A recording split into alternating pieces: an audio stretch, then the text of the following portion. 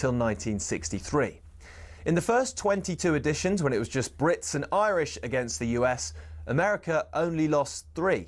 So in 1979, in came the rest of Europe, including the future 5-time Ryder Cup winner, Seve Ballesteros.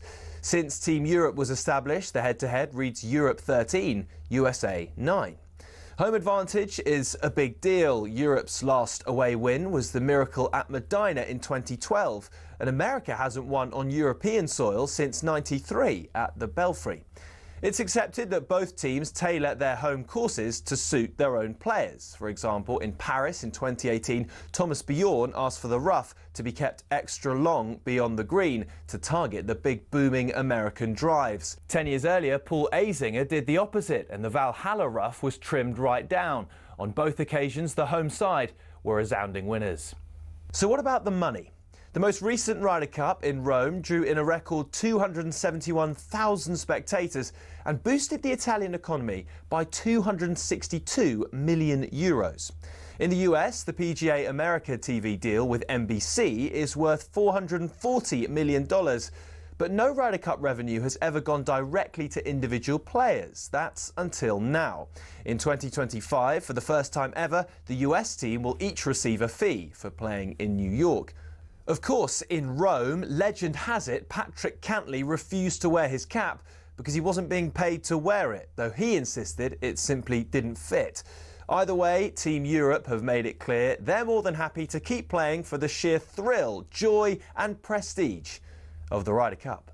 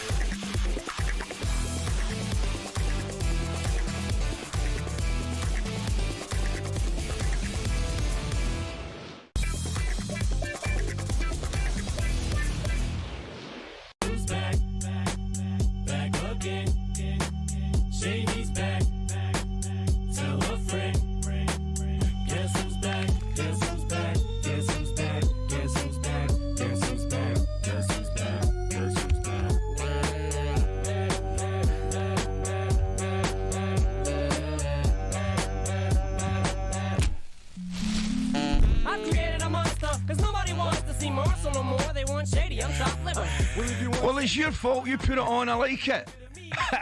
I love it, Ray, man. Oh, Very good Ali, morning. he's back. This is talkSPORT Breakfast. It's 4 minutes past 6. My computer's not working. I've got no screen. I've got no script at this moment in time. But Ally McCoist is here to host talkSPORT Breakfast this morning. It is, of course, Monday, August the 11th. Joining me on this 4-hour journey is none other than Raymond Parlour. Hooray, how are you? How you doing, Ali? Great to see you. Oh, mate, magic to be You've had a few... Whoa, how many weeks you had off now? Oh, mate. You had a good time? You deserve it, Ali. You're the ripped- most hard-working person I know. Ray, I've ripped it apart. Yeah? I must admit, I had a week up in Scotland, which was fantastic. Up north, walked, bit of fishing, wee bit of outdoor swimming in the sea, and then, as you know, we go over to Portugal. Yeah, lovely. Love Portugal. Oh, I love it, yeah. And then, mate, I saved the best for last. Iceland. Oh, mate. I've been to Iceland. It's a lovely place. What a place, eh? Beautiful. I think the population's only like 300,000, It's something like that, isn't it? stunning. 400,000. I mean, absolutely stunning. Beautiful. As you come in, you've got the spa there, haven't you? Yeah. Where I stayed there. And it's the honesty, when you go in the bar... The honesty box. Yeah, there's no you just help yourself and then you leave the money in the box. 6 lads to Glasgow. Brilliant. Taking a big chance, weren't they? Hope you left a good tip, Ali.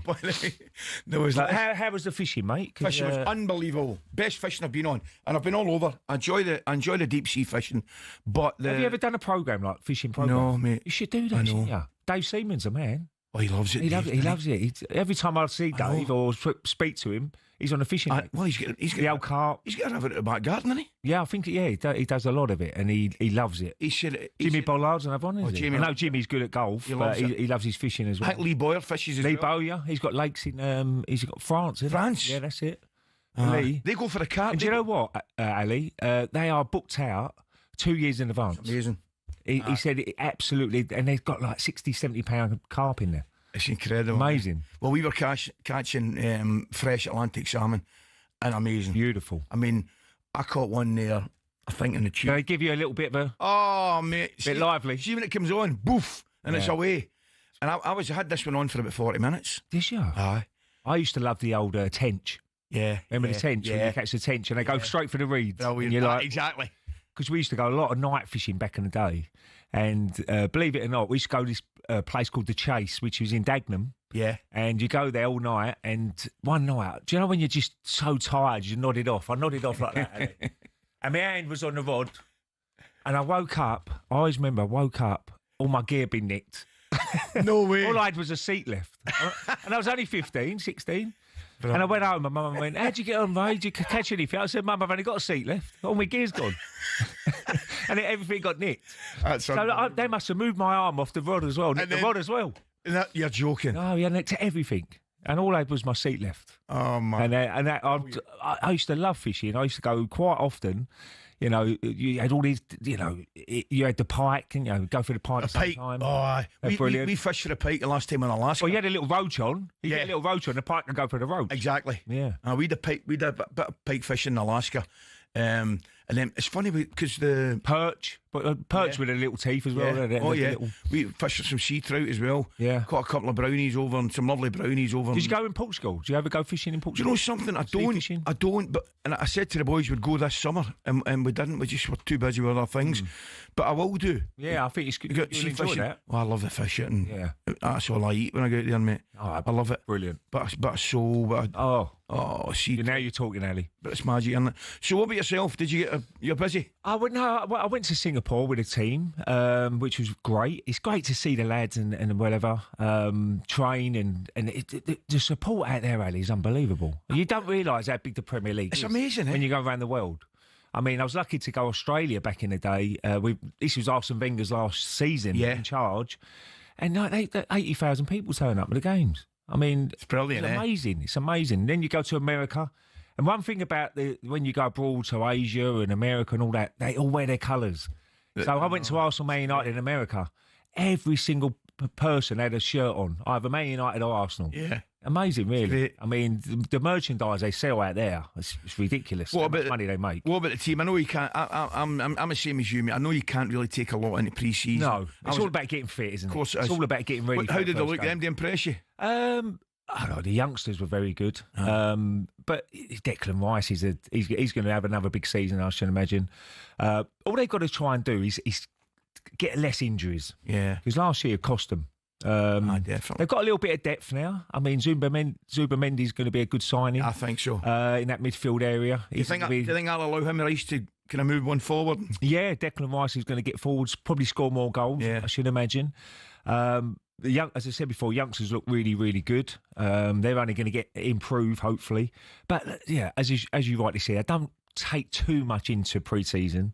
It's nice if you win games because you get that momentum and you get that belief and you get that confidence. But you know, it all kicks off next Sunday for Arsenal's point of view against Manchester United. You know, it's a totally different game to a pre-season game. So it's a brilliant opening game. Obviously, Liverpool started on Friday night against Bournemouth, so looking forward to that one as well. And obviously, the Championship back is great. The Championship's a great league. Brilliant. I love it, mate. I love it. I was there yesterday. I was at Wembley yesterday. I was working at Wembley yesterday.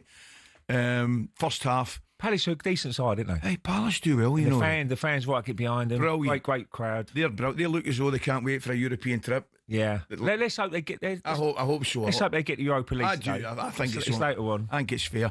But what do you call him? Ekiteke, I thought did really well first half. Scored after about 4 minutes. Looks the part, Ray. Some great little touches. Do you know in that way? I think he looks one of these centre forwards. He played through the middle. You fire it into him, holds it up. Aye.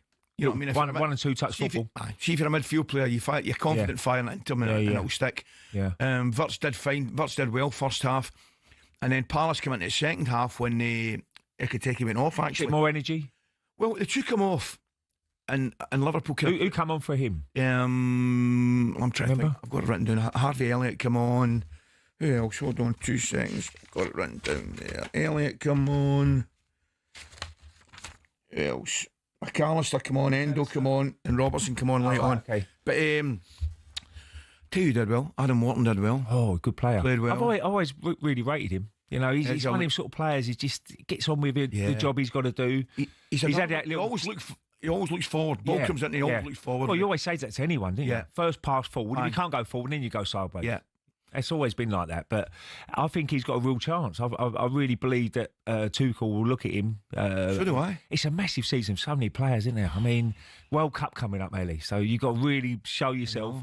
That's why Jack Grealish has got to go, isn't he? He's got to go and play football. He's got to go and play. And he's got to go and play. He mate. might have an opportunity to get back in the England squad. Got to go and play. Yeah, wherever he's going to go to, it'd be interesting to see where he goes. But Liverpool, I thought looked really good for certainly first half. And then the bits and pieces saying Palace come back. They're the ones to beat. I think so, mate. All day long. I definitely think so. Especially if they get Isak. Yeah. Now, we don't know what's going to happen now. Or maybe a centre-half. They might go for another centre-half as well. I think they're a bit short there. Yeah. And Joe Gomez, I really like, but can he seem to stay fit? And if they get an injury to Big Virgil or Kanate, they'll be struggling. So the problem, I think, need a strength in a centre-back. But I think Isak as well, because the boy could take a look as though he could play either side. Yeah. Do you know what I mean? People forget they've made some great signings, Liverpool. They have. Yeah. Made some brilliant signings. However, Ray, they've lost goals out of their team. You know, you think about it, Diaz away, Núñez away. Obviously, the absolute tragedy with the Jota situation. So they've lost a lot of goals out of their team as well. They've replaced some great players that come in. But if they get Isak, it's going to be interesting to see what's happening there. It's going to be a great season. I can't wait. Do you know what? As a player, we love the old. Oh, mate. We loved the 6 weeks off, didn't we? Aye. But when you're not a player anymore, you're an ex-player. I can't wait for it to start again, can you? not being horrible to the players. I'm ashamed, mate. I've got to say. Even pre-season, though, even if you're a player pre-season, you just can't wait to get that first game and you're off and running again. I'm ashamed. I loved my break, but now, last week I'm thinking, come on, let's get it on. And do you know what? The game yesterday is always the opening game, isn't it? The old Community Shield, whether that's the one that gets us. That's the one you go, whoa, it's back. The Premier League is back. It certainly is back, mate, and we're back as well. Monday, August 11th. I'm going to talk to you about Isak as well. What do you think's going to happen there? We'll have a good chat about that later on the show. It's 6:13. Stay with us, guys.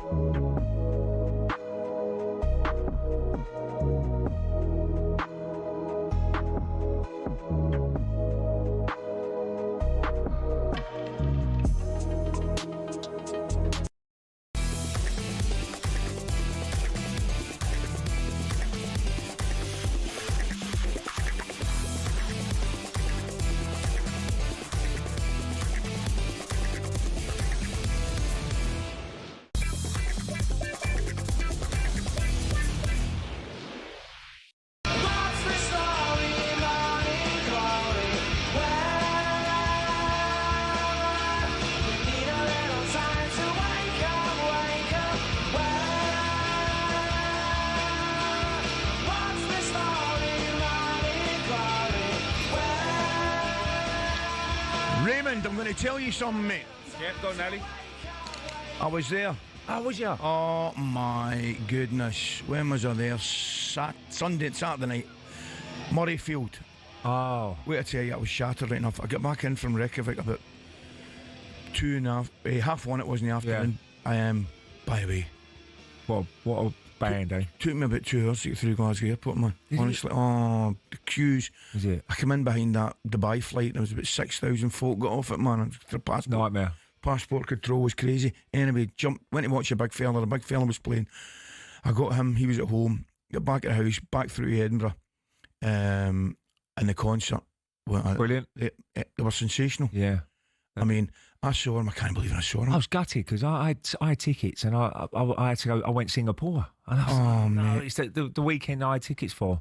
But what I've seen, some of the clips I've seen of them, they're absolutely brilliant. Ray, it Different was class. sensational. Yeah. Absolutely sensational from start to Probably finish. one of the best bands in there. Definitely, mate. Yeah. Performing. So I'm going to go and see them again. I don't know where. But Well, I think I'm going to go and see them as well. What, mate? I think they're in September. They're back in around Wembley, aren't they? They are. End of September, they've got a couple of gigs in Wembley. I'm probably going to try I am one of definitely going to that, mate. Now, it's time to have a look at today's back page with Tesco Mobile for Business. The Back Page Review on talkSPORT with Tesco Mobile for Business. Got a side hustle baking bread? Improve your take-home dough with business phone bills for up to 40% less than the big three networks. For verification, see tescomobile.com/business. Get a bit low as well. And there's a young lady over there bartering about with Right, seats and Olivia. finding plug sockets. Olivia, what's going on over there? Do you need a booster seat, Olivia? I actually do. I'm fine. You want a cushion? Here, give her a cushion. Why do I feel so low? What? Can we? How do I get the chair up? You're asking the wrong man. I just have feel to I'm push it, 5 yeah, foot come two. up. Yeah. Well, the left one. We're having one. Do you know look, what? Don't worry. Why don't you lower the mic? Oh, I've gone but down there. it's Wait a minute. That's the right one. The right one. But I can't find it. Oh, I'm having a mare. Don't worry about it. Sit. Oh, it's my Oh, chair. and look at this. And Do then you know push it what? up. A bit of DIY from Parlour in the studio. I'm Yes. still in the actual chair. Has it gone up? What a carry on. Anyway. How are you? How was your I'm weekend, good. first of all? It was great. I went to Ascot on Saturday. Oh, lovely. Good for The you. the Sugar Cup, I think it's called. Shergar Cup. Any great. winners? So my boyfriend's a big horse racing fan. Like, absolutely loves it. Yeah. So I just follow him. Yeah. And it wasn't. No good. I won one. That's all right. Yeah, not yeah. bad. That's good. Not bad. And Yeah. did you have maybe a glass of champagne, a wee glass of wine or whatever? Maybe a few, yeah. Good for you. That's Woke lovely weather Woke for Ascot. up. Oh, it was beautiful because it wasn't actually too. It wasn't too hot. No. Like when the sun was out, it was lovely. Yeah, I did wake up a little bit fragile yesterday, so I sat in front of the TV and did nothing. Did you? Watched the Community Shield. Watched Chelsea beat AC Milan. That was great. Good for you. Can't beat a wee, see a wee Sunday like that. Oh, it's the best way Magic, to isn't it? spend a Sunday. Oh, right. See, when I do that, man, I just go up the road and I get my wee blanket in the winter and I just put it over and I watch about 3 games of Yeah. football. Oh, Sunday, yeah. Was a bit- No, in the winter, not in the summer. Oh, no. You gotta I get was out. outside. I was like taking little breaks. So when the football wasn't on, I was Yeah. like in the sun, and then came back in to watch the first half. Went out for half time. Came back in. Very nice. Got it, yeah, got That's the way to sorted. do it, Olivia. Yeah, exactly. Brilliant. What have we got on the back pages? Right, Ali. I mean, you were at Wembley. So I was. We're going to start there because, and it's sad because. It's a great occasion. Crystal Palace have, won the Community Shield, but all the back pages. I mean, this one on the Times, Van Dijk dismay as Jota tribute was ruined. And I mean, you were there. Did you hear it? Oh, because horrendous. it was Horrendous. and it's so disappointing Horrendous. because why does anyone think it's acceptable to ruin any tribute, but to ruin a tribute like that? Scandalous. Is you can't defend it. It's scandalous. They should find out who it is.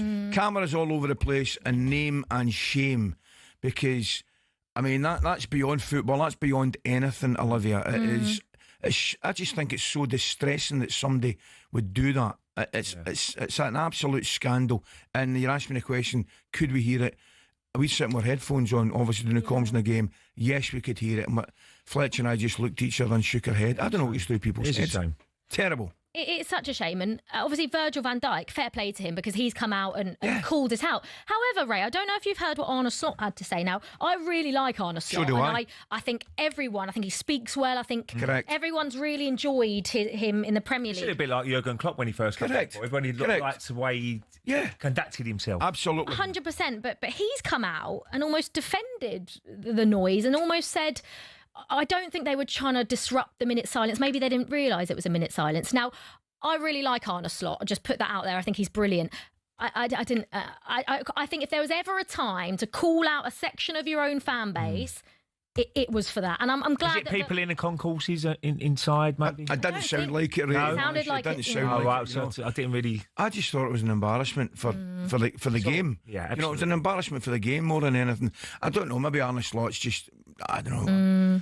I wouldn't say try to play it down. It's indefensible. It really is. It's shocking. But the game itself, I'll tell you, the game itself, I enjoyed, Olivia. Yeah. It really was a good game.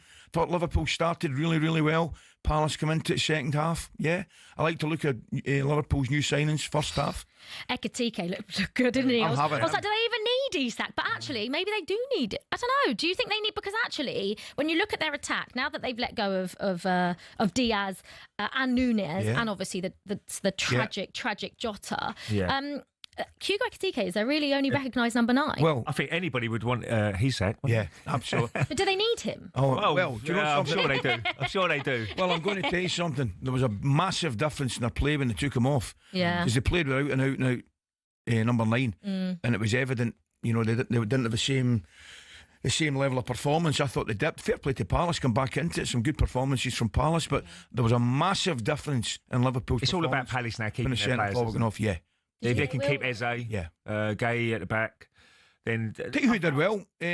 Will Hughes did well when he came on. Yeah. Kamada went off injured. as you mentioned, Walton, good player. I thought he was terrific. I really did. The three centre backs look good. I think Palace have been really a breath of fresh air last season. They were obviously to go to the FA Cup and beat Man City as well, and then they beat Liverpool. Yeah.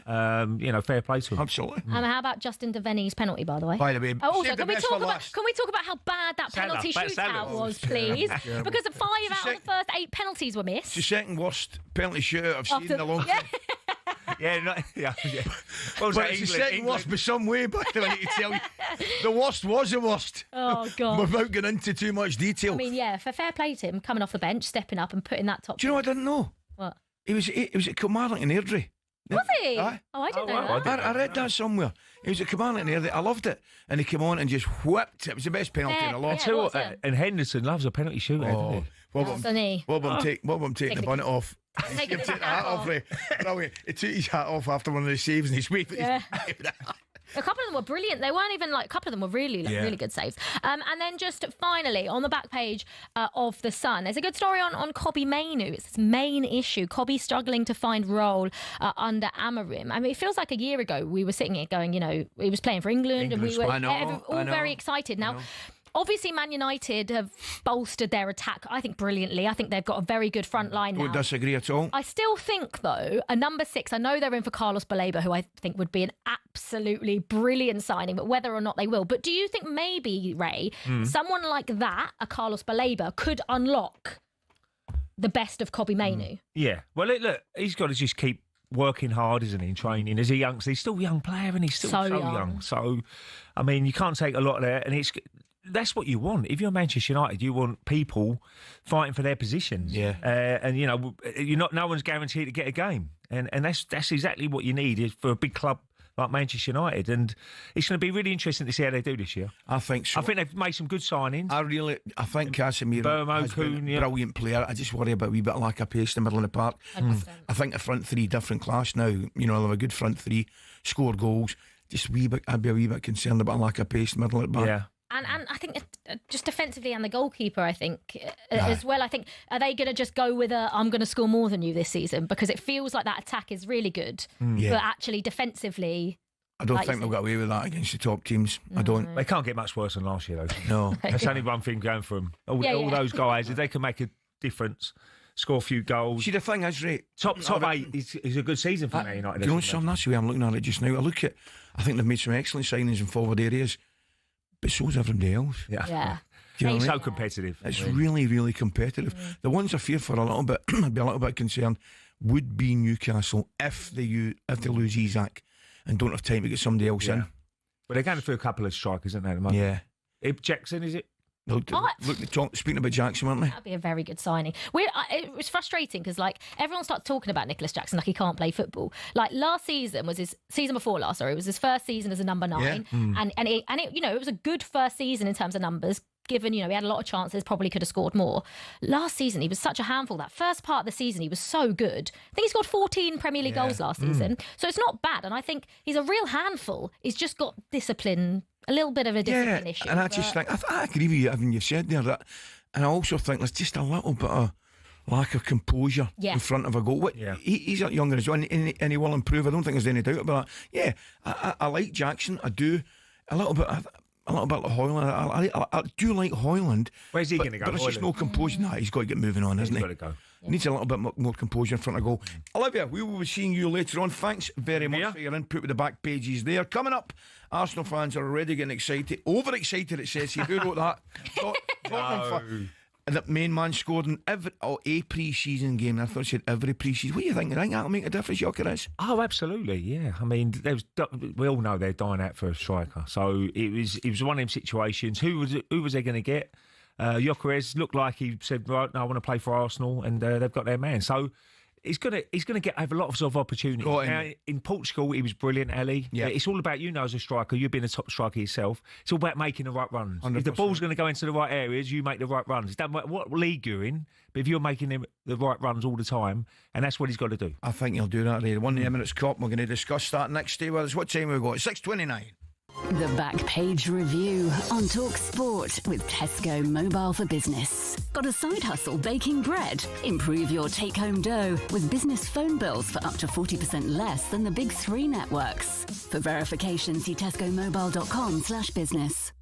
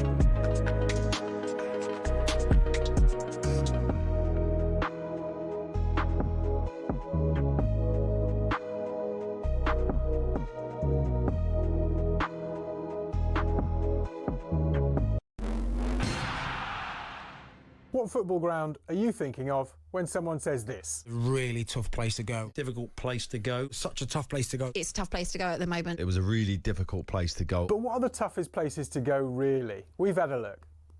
Forget a cold, wet Tuesday night in Stoke. Try a blizzard 220 miles inside the Arctic Circle.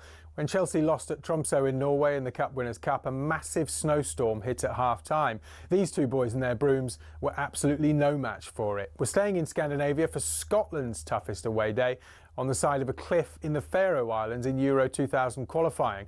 The pitch at Toftir was like a cow field, never mind those gale force winds. The Faroe Islands part-timers equalised in stoppage time. Cue Scandi scenes. But away trips don't come tougher than playing Bolivia at altitude in La Paz.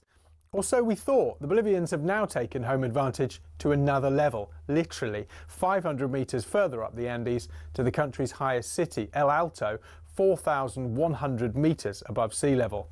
Meanwhile, the loudest stadium in world football officially is the Ali Sami Yen, where Galatasaray fans set a world record of 131 decibels. That's louder than Motorhead. But our most intimidating away day is in Wales. Prison team HMP Prescoed was briefly kicked out the Gwent League over concerns about young opposition having to go in there. Now that's a tough place to go.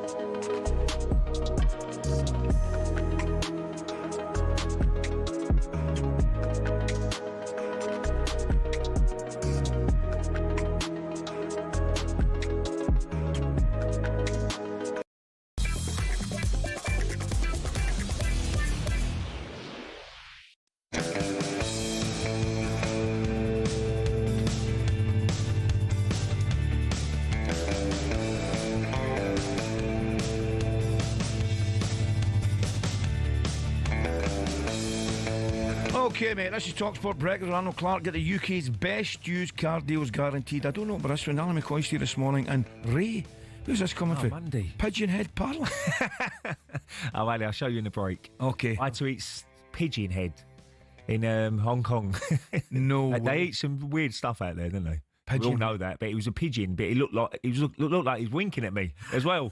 I'll show you the picture in a minute. But it's the food. It was certain bits of food nice, but I'm not. No, I had a bit of the leg. The leg was. I wouldn't mind that. It was all right. The breast would be nice as well, I would imagine. Yeah, I've had pigeon breast. Yeah. Nice enough. But the head, I'm not in the head. No. A bit crackly. Now, Newcastle's poor summer continued on Saturday as they were beating 2-0 St James's Park by Atletico Madrid, meaning their pre-season record stands at 2 wins, 2 draws and 4 losses. But more importantly, they still only completed the one signing in Anthony Elanga. And on Friday's drive show, Gabby suggested that the Saudi owners may be more concerned by the Pro League than Newcastle. Surely not, Gabby. We want them players. They're not thinking about Newcastle in that of helping rivals. They're thinking, I like Nunes. Nunes will work well. It's a deal. He wants to leave. Let's go and get him. They wouldn't be like, no, we don't only get Nunes. That's going to make Liverpool stronger financially so they can afford to buy Isak off us. I don't think they're even thinking about that. You don't think that? No, I don't. You don't think they're thinking, 1 second. So we help Liverpool in the sense of, I think, pay quite a nice sum of money for Darwin Nunes. That's helping Liverpool fund the deal for Isak. I think they're looking at the Saudi Arabian teams that they own before Newcastle. I really do. Right, moving on. Ray's just showed me that picture of Pigeon Head and it has actually scared me. Oh, damn. Oh, man alive, mate. No way. Put you off your breakfast, haven't Oh, we? I certainly would. Now, Arsenal have done it again. Well, I want to talk to you first of all. What about Isak? What do we think? It's an interesting one. I'll give you my 10 pence worth straight away. I think it's such a nightmare deal for Newcastle. When a player doesn't want to stay, and you don't want to stay, you've got to just try and do the best deal they can for the club, can't you? And that's what they're holding out. This is how much it is. You know, if Liverpool want him that badly, you've got to offer the money. That's where I am on it, because everybody's looking at, looking at Eddie Howe and saying, right, Eddie's got to be strong, he's got to be disciplined, he's got to do this, he's got to do the next. So what Eddie Howe's got to do, in my opinion, he's got to look after Newcastle's best interests, right? He's got to do what's right for the football team and the football club. Yeah. Now, if he thinks that's bringing Isak back in and not letting him go, then he's got to do that. I actually don't think he will think like that. I think he won't want a player that's not happy. No. Eddie Howe will not want a player that's not happy, Ray. So what Eddie will probably be wanting, the money for Isak, get him out the door. If he's wanting out the door, let him out the door at the right price. Yeah. But he needs to get a replacement. You've got to do it quick, though. Yeah, that's my point. Time's running That's out. my point. And you need to get the player into this squad. And, I really don't agree with this window, do you? I mean, it shouldn't be going on when the season started. I know.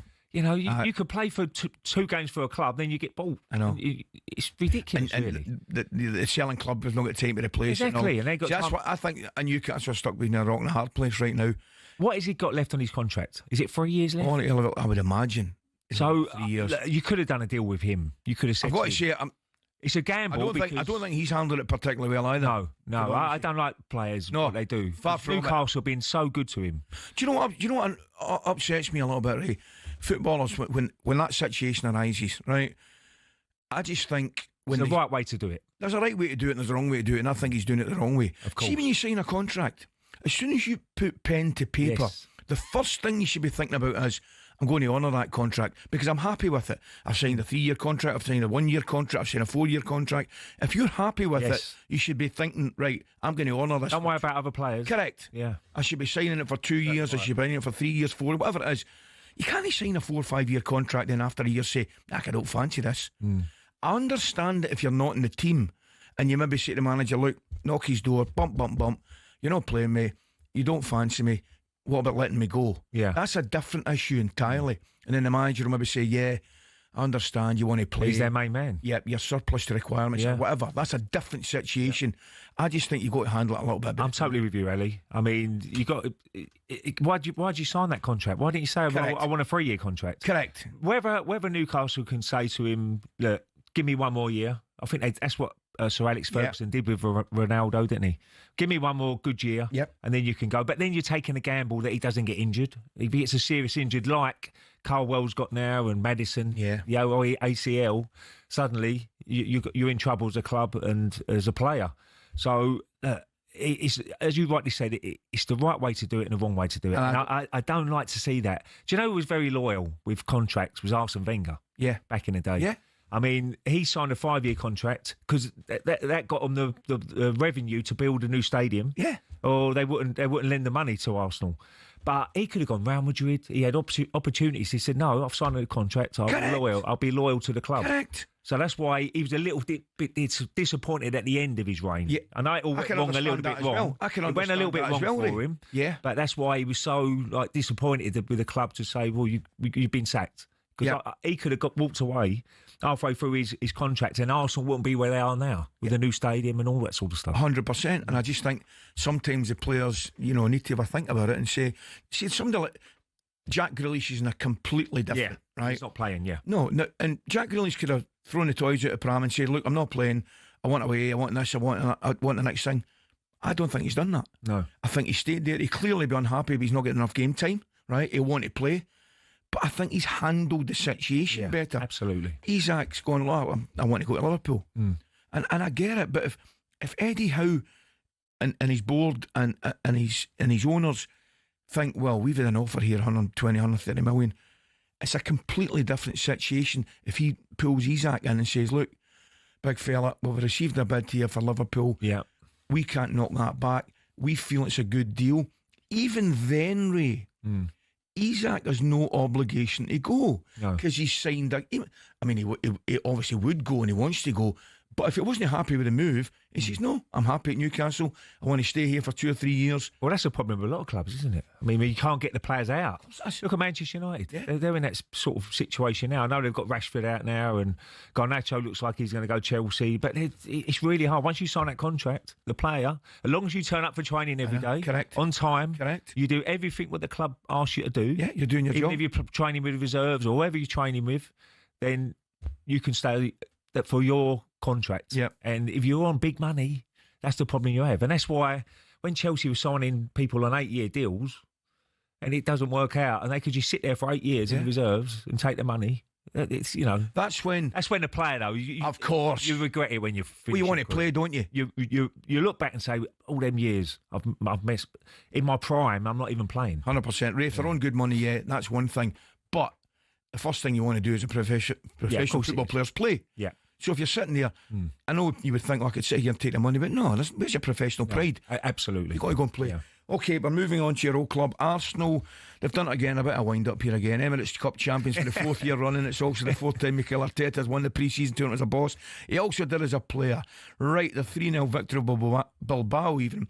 So Gyökeres got on the score sheet for the first time, Ray. Next up it's Manchester. What an opening game for them. Yeah, brilliant game. Next week it's United at Old Trafford, and that's on Sunday. Joining us for more on Arsenal's season ahead is talkSPORT Transfer Insiders host and massive gooner, Harry Simeo. Harry, how are you this morning, mate? Good morning, Harry. Good morning, guys. I'm good. How are you? I'm excellent, mate. First question for you is this, Harry. Did you see anything yesterday that scared you?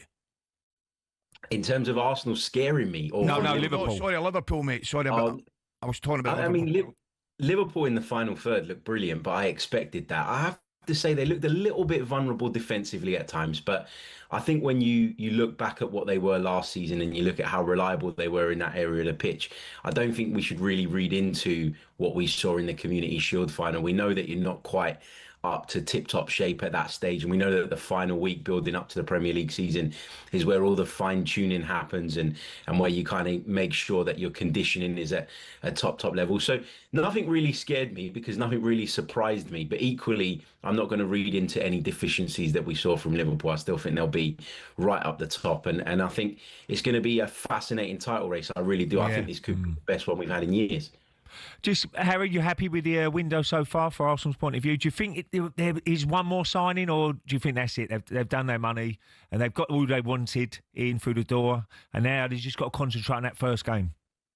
I'm hoping for one more, Ray, because I think we could do with one more attacking option, someone with a bit of creativity, a bit of spark. Eberechi Eze is the name that, I've had on my mind for quite some time. But I certainly feel a lot better about the business Arsenal have done so far, having watched them at the weekend.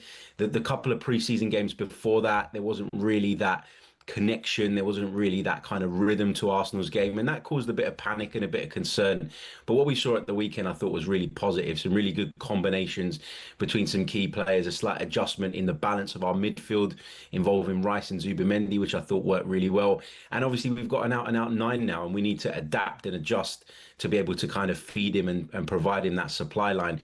And it felt like Saturday's game, albeit a pre-season friendly, was the first step in terms of just figuring that out. And yeah, I'm excited. I'm really looking forward to next weekend. It's an interesting one, Harry, because I look at a team like Manchester City, for example, and I think if they don't get balls into the box for Haaland, I wouldn't say he's well not being there, but he's not the type of centre forward that wants to come and link up. He wants to position himself for a finish.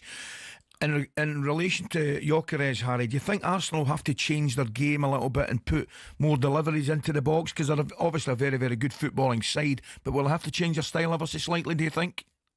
Yeah, I think they will, and I think that's where they've had a few teething problems in pre-season in the last couple of games, and they've not quite looked at their best. I think it's one of the reasons Noni Madueke has been brought in and has been so far deployed on the left-hand side rather than on the right. You saw the value of him putting an early delivery into the box with his left foot when Gyökeres' header came crashing back off the post. If he takes a touch, if he's a right-footed player there, and he takes a touch inside to set himself before he crosses it, that gap closes. So I do think there's been steps taken to try and work the ball into the box, to work the ball through the lines and up the pitch quicker. I think Zubimendi's going to play a big part in that from deep. So yeah, you need to adjust, you need to adapt. And I think, again, as I say, the last couple of pre-season games have been a little bit, I won't say disappointing because they're pre-season games and you shouldn't really read too much into them. But I think Saturday was the first time that we saw Arsenal really click in pre-season. And it feels like the timing is just right ahead of that big trip to Old Trafford. Harry, I'm with you, mate. I think it's going to be a fantastic season. We're really looking forward to it, mate. I've got no doubt we're talking to you during the season. Thanks for your time this morning. Thanks, mate. Okay, coming up, we turn our attention to the Championship and an unbelievable start for Sheffield United. What a result that was. That's coming up next.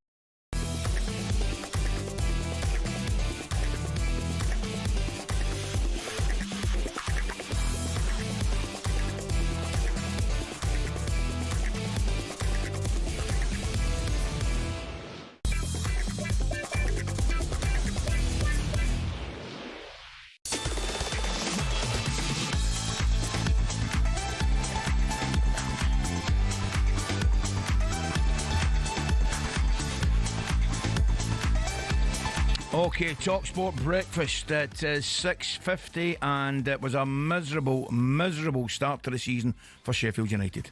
It's going to be Twine who stood over it, and he comes up to it now, right-footed, whips it over the top and sticks it right in the top corner. What a start for Bristol City. Oh, beautiful pass must be, and it's slammed in by Tyrese Campbell, and we're all level. And Ross McCrory has drilled it past Cooper. Talk about a smash and grab. Sheffield United 1, Bristol City 2.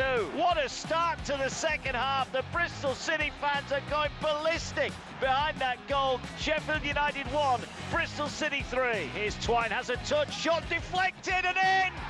It's 4-1 for Bristol City. Listen to that reaction from the Bramall Lane faithful. Well, that was a major shot, wasn't it? In their first game since losing the playoff final to Sunderland, United were battered 4-1 at home by Bristol City on Saturday. Maybe Chris Wilder wasn't so bad after all. Let's find out what on earth went wrong at Sheffield United. I'm going to talk to writer Danny Hall. Danny, good morning to you. Thanks for joining us. Morning, Danny. What was going on at the weekend, mate? Good morning, guys. It's a difficult one, just recapping it there from your commentary. Brought it all back home again. As you say, less than 3 months on from battering Bristol City 6-0 on aggregate in the playoff semi-final. What a difference a few months makes. I mean, in mitigation for Ruben Selles, we could quite easily be sitting here with United winning 4-1. There was a spell in the first half when they were all over Bristol City.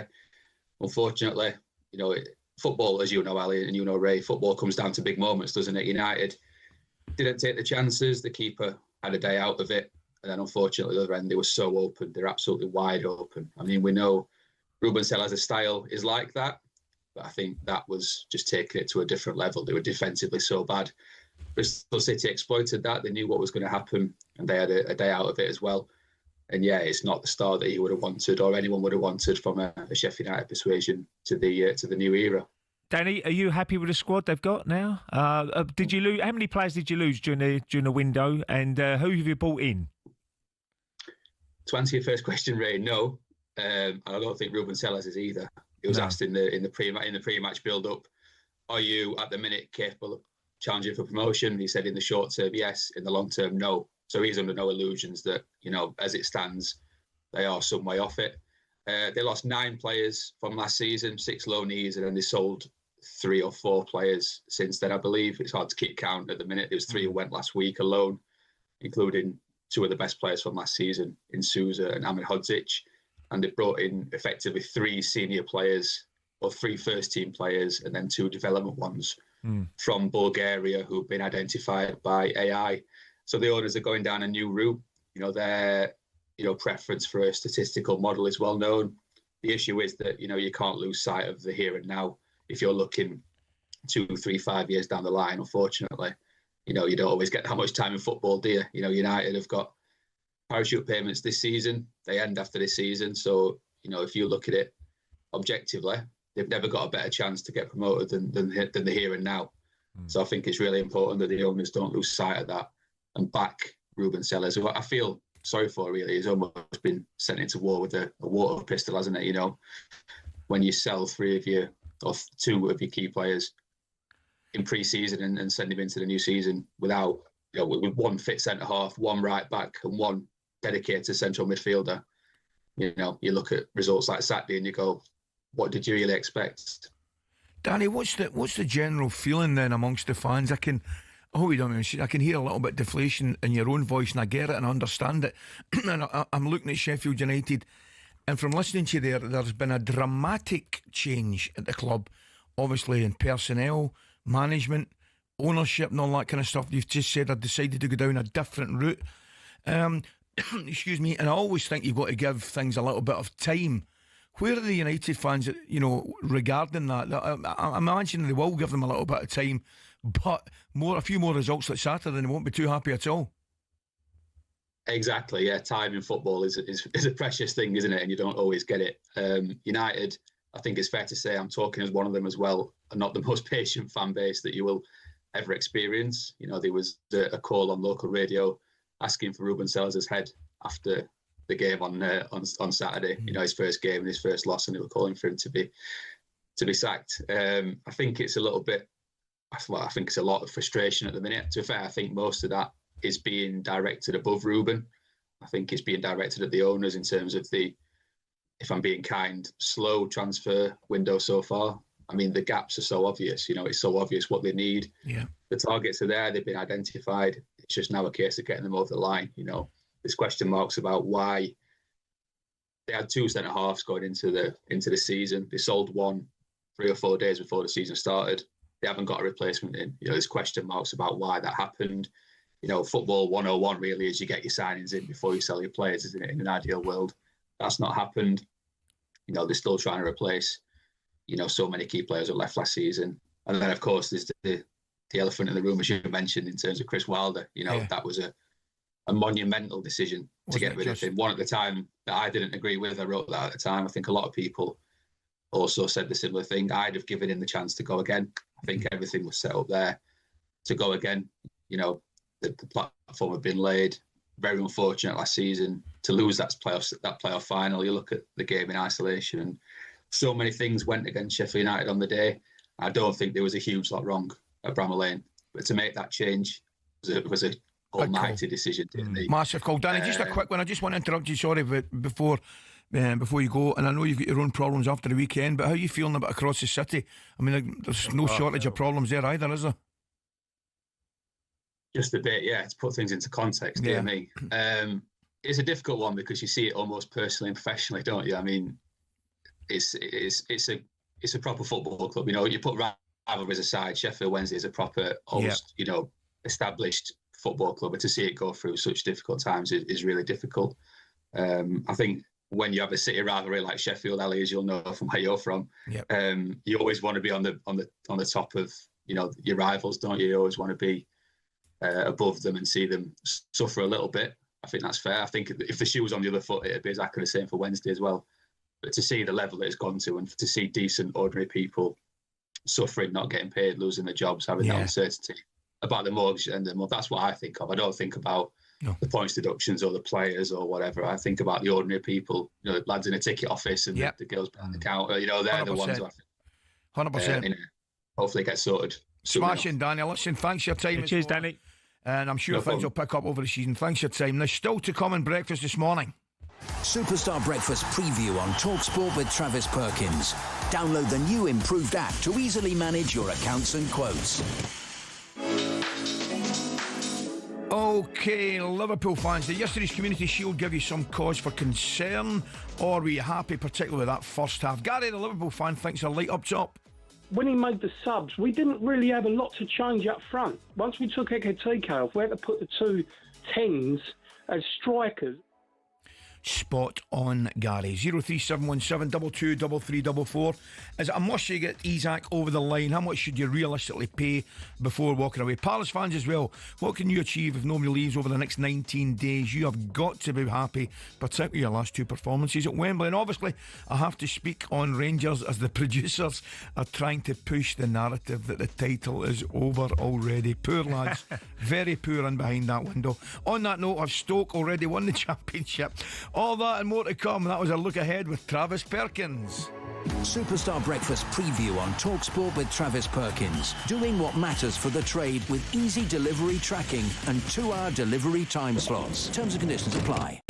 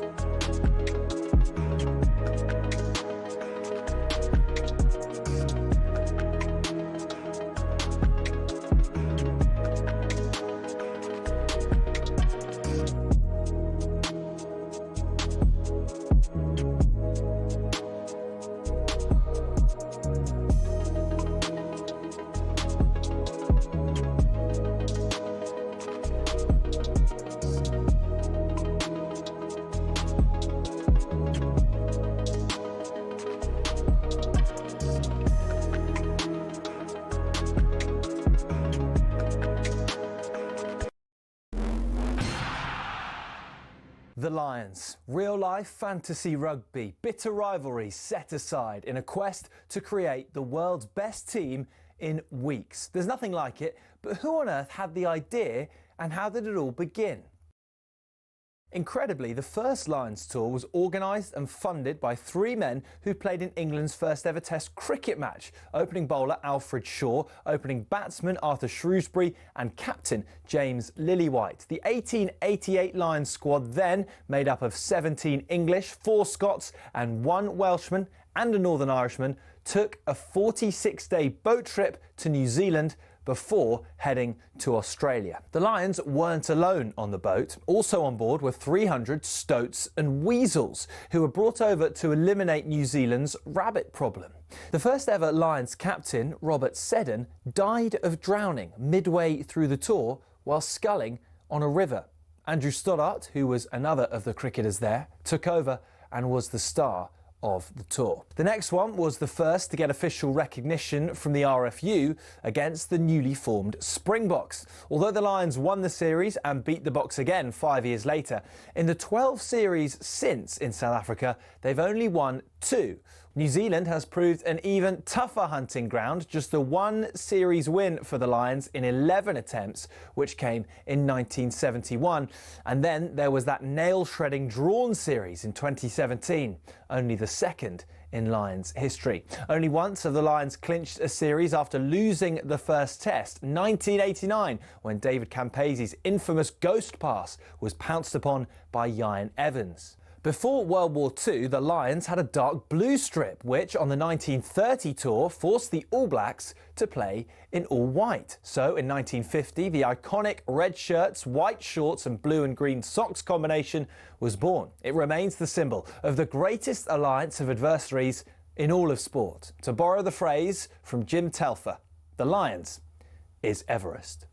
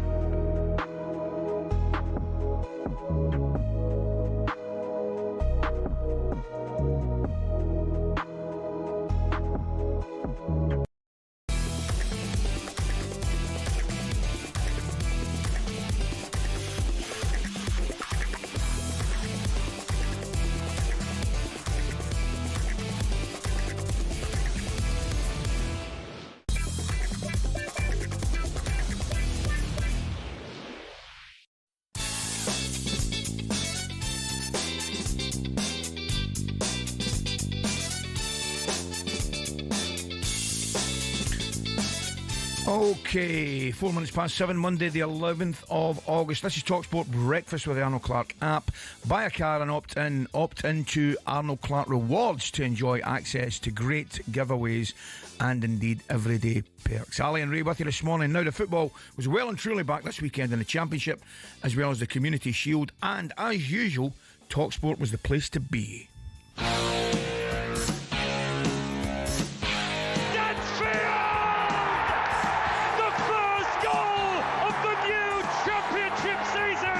From the Birmingham fans, and Ipswich have spoiled the Birmingham party. He's in on the underside of the bar. Southampton have won it right at the end through Jack Stevens. This is what the Championship can give you. Drama at the very end. Stoke are running right at Mickey Gray. Yeah, Stoke City 3, Derby County 1, and it's Sorba Thomas. Wine has a touch, shot deflected and in. It's 4 goals to 1 for Bristol City. Chalobah via deflection and in. And it's 1-0 Sheffield Wednesday. A club in complete crisis off the pitch. But what a great start they've had on it. In towards the near post.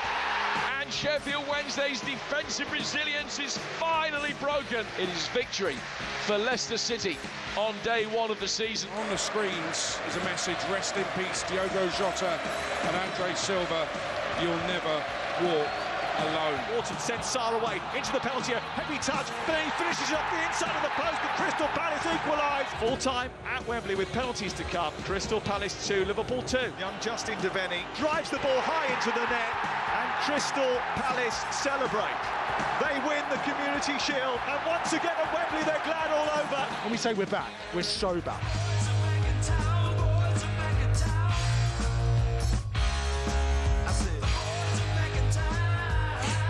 Bit of Thin Lizzy, man, full line. They were brilliant, by the way. Don't mind Thin Lizzy at all. Now, for Liverpool, the new number 9, you got Eti. Is it Ekitike? Tiki, isn't it? I keep saying Ekitike. Chicken tikka, I fancy. Ekitike. He looked the part, by the way, whatever his surname is. Scored in his debut after just 4 minutes, and they've also spent £120 million on Florian Wirtz, who looked good also. But Virgil van Dijk told talkSPORT that they still need more attackers. Yeah, great goal. Obviously, I saw it from behind, and the angle was great as well. I think he was good in play, in general play as well.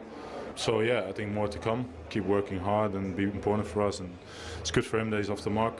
And yeah, hopefully more to come. you've got so many attacking options now. Is the important thing in terms of finding the right balance in the team, or do you think you need more attacking options? Well, we just lost Darwin, who went to Saudi. We lost Lucho, obviously, who went to Bayern. So I think there's always room for an attacker and in order to strengthen us. So let's see what the window brings. I think the big fella's spot on, Ray. Yeah, I really so do I. You tend to forget, and we're right, you've got to talk about, Ekitike coming in, Wirtz coming in, the two fullbacks coming in, but you've lost a lot of goals out your team, mate. You have indeed. You obviously, we mentioned again the tragedy, but you've lost obviously Nunez and Diaz to Bayern Munich. That is a lot of goals and a lot of forward line strength out your team. But maybe Liverpool shouldn't be too disheartened, as in the last 14 years, the Community Shield winners have only gone on to win the Premier League once. Now there's a stat. I love a start, that's a good one. Joining us now for more on the weekend's biggest talking points, the legendary writer and Sunday edition host, Henry Wincher. Henry, a very good morning. Morning, Henry. Morning, Ali. Morning, Ray. Good to see you sporting the Dean Henderson goalkeeping cap, Ali. In respect, impressive. well, I've had a few of the lads have been on and send me messages already, Henry. They reckon they've been over to Turkey for the summer and I've a bit of a job done up top. I can officially deny there has been no work done on up top, either in the mouth or on top of the head, although both probably needing done. You're looking very well, the two of you, looking fantastic, actually. And good luck with the golf. Later, Ray, get the factor 50 on. I will do indeed, Henry. I mean, I played quite a lot lately, but it don't seem to be getting better. That's the problem, Ali. You're supposed to be improved as you play more. It's murder. I was playing in Portugal. Hopeless I was. Henry, I was there yesterday. First and foremost, I really enjoyed the game. You sometimes go to these particular matches, you don't really know what to expect. I thought I got off to a flying start and enjoyed it. What was your take on it yourself, mate? Yeah, I was there, and I mean, 82,000 fans turns up. I mean, it's remarkable given the sort of the cost of everything nowadays. The support for English football is phenomenal. The Liverpool fans, obviously, they're always there. It's Anfield South as they call it, and the Crystal Palace fans. I mean, they were brilliant. They were there in their numbers. So yeah, it was. I mean, I thought a lot of the football was good. The intensity, given it is a pre-season game. I was really impressed by some of the Palace players. I mean, Will Hughes when he came on, Terrific. Adam Walton. What a combination those two are. And Walton's not the type of player that we traditionally develop in this country, the sort of deep-lying passer. I mean, we don't develop. I mean, the Carrick type, who obviously was sort of, developed before at up on Wallsend and then down at West Ham, Spurs and Manchester United. So, it's great just to see players like that, and obviously fascinating to see how the new Liverpool players settled in. I mean, Ekitike, we're going to have to get used to his name, Ali, and Ekitike is great, actually, because for sort of word nuts like me, it's a palindrome. It's the same backwards as it is forward as well. I mean, I thought he would, he hit the ground running, took his goal well, but Florian Wirtz, for me, I mean, he is absolute elite level, just with his movement, his touch, the balls around the corner, taking the ball under pressure as well. Whether he plays as an 8 or a 10, Liverpool have got an absolute gem there, as they should do for the fee. I liked Ekitike, I've got to say. First half in particular, Henry, I thought his movement was good. I was just saying to Ray before we come on, if you're a midfielder, you don't mind firing it up to him because you'll protect it and things can happen around him. I think we're in for a lot of enjoyment watching him this season, mate. Yeah, I mean, it's interesting also listening to your interview. I think it was Crookie's interview with Virgil van Dijk. Really interesting. He's suggesting that they needed more firepower up front, which will sort of send the chill through the northeast and Newcastle fans, because the Isak saga is going to rumble. But I also think what that showed yesterday is that Liverpool and Palace fans will hate hearing this, although they're probably used to it, is that they need Mark Gay. And Steve Parish has been talking this morning in some of the media outlets about the possibility of having to offload Mark Gay if the fee is right, because they don't want to lose him for free at the end of next season or this season. Yeah, I mean, another player as well, Eze. He's always Spurs will probably be looking at him. They missed out on Gibbs-White, and obviously Arsenal are still in the hunt for maybe another midfielder who can play off that left-hand side as well. So Eze, the Palace are a selling club. They know that. They'll probably have to sell at least one.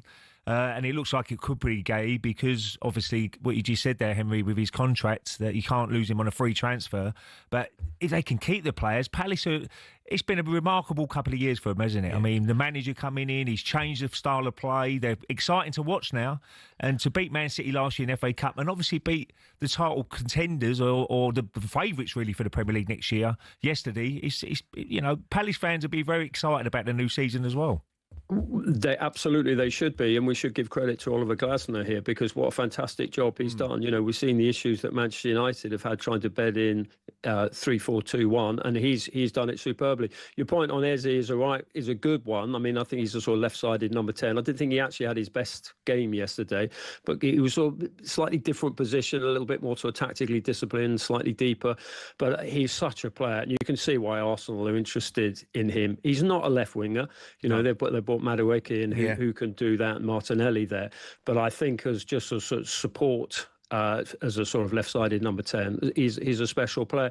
But I hope they keep this team together because they've got something special going there, and you can understand why Glasner wants to reinforce the team, not weaken it. Henry, opening weekend of the Championship there at the weekend with one of the lads on Sheffield United, really, really poor start. But we're trying to calm them down and say nothing compared to the troubles across the city at Sheffield Wednesday. 2-1 loss at Leicester. Not a great weekend. It's not been a great time for Sheffield Wednesday, but not a great weekend for Sheffield. Yeah, and I heard your interview before the news, and I mean, it's completely right. Sheffield Wednesday fans, they had the sort of the 5-minute protest waiting outside Leicester City, and you know the rivalry in English football, you know the tribalism, but you know when it absolutely rises above that, when Leicester City fans are applauding the Sheffield Wednesday fans as they filed in after 5 minutes in their protest against Dejan Chansiri, who really should be run out of football. He should sell up and stop assaulting a great club and a great community and this great football.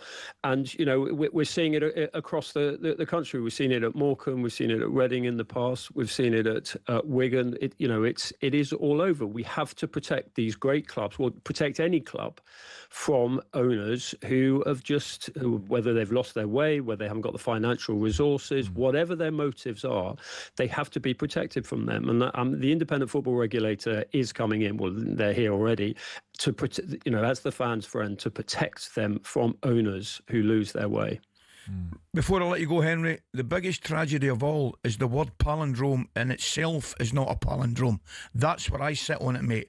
If you're going to have a word regarding palindrome, surely, Henry, it should be a palindrome. Yeah, I mean, there are loads out there. Rats live on no evil star is one of the ones we got taught at school. But yeah, palindrome. I never thought I'd be talking to Ali McCoist about palindromes at 7:15 in the morning. But let's get back to golf. You won't be surprised to know I've got a perplexed look in the man from my left-hand side here. He's struggling to come to terms with this conversation that you and I are having. He's focusing on his swing for later. Yeah, I totally am, Henry. Definitely. Take care, mate. Have a good week. Yeah, cheers, guys. Have a great week. Thanks a lot. Liverpool and Palace get in touch over this weekend. Give us a call now, 03-717 223344. What did you learn about your team yesterday? Do Liverpool still need reinforcements? Big Virgil van Dijk certainly thinks so. I maybe think so myself, to be honest. Despite spending nearly 300 million, what can Palace achieve if all their big hitters stay? They've certainly got to be optimistic about the season. Now get in touch and let us know. Coming up, we turn our attention back to the EFL and already some refereeing controversy. There's a shot. We'll be back shortly as I need a lot more time to discuss and explain what a palindrome is to my pal here.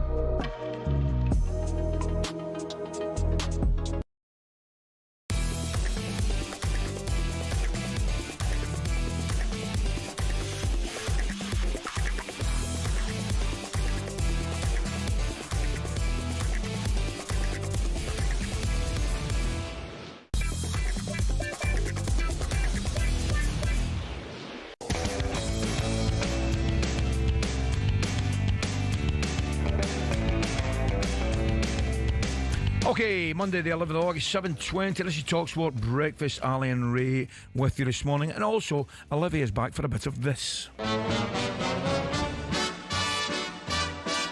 How can you not love the EFL when it throws up moments like this? Here's Hawk! Deeney! Ball's come back to Zamora!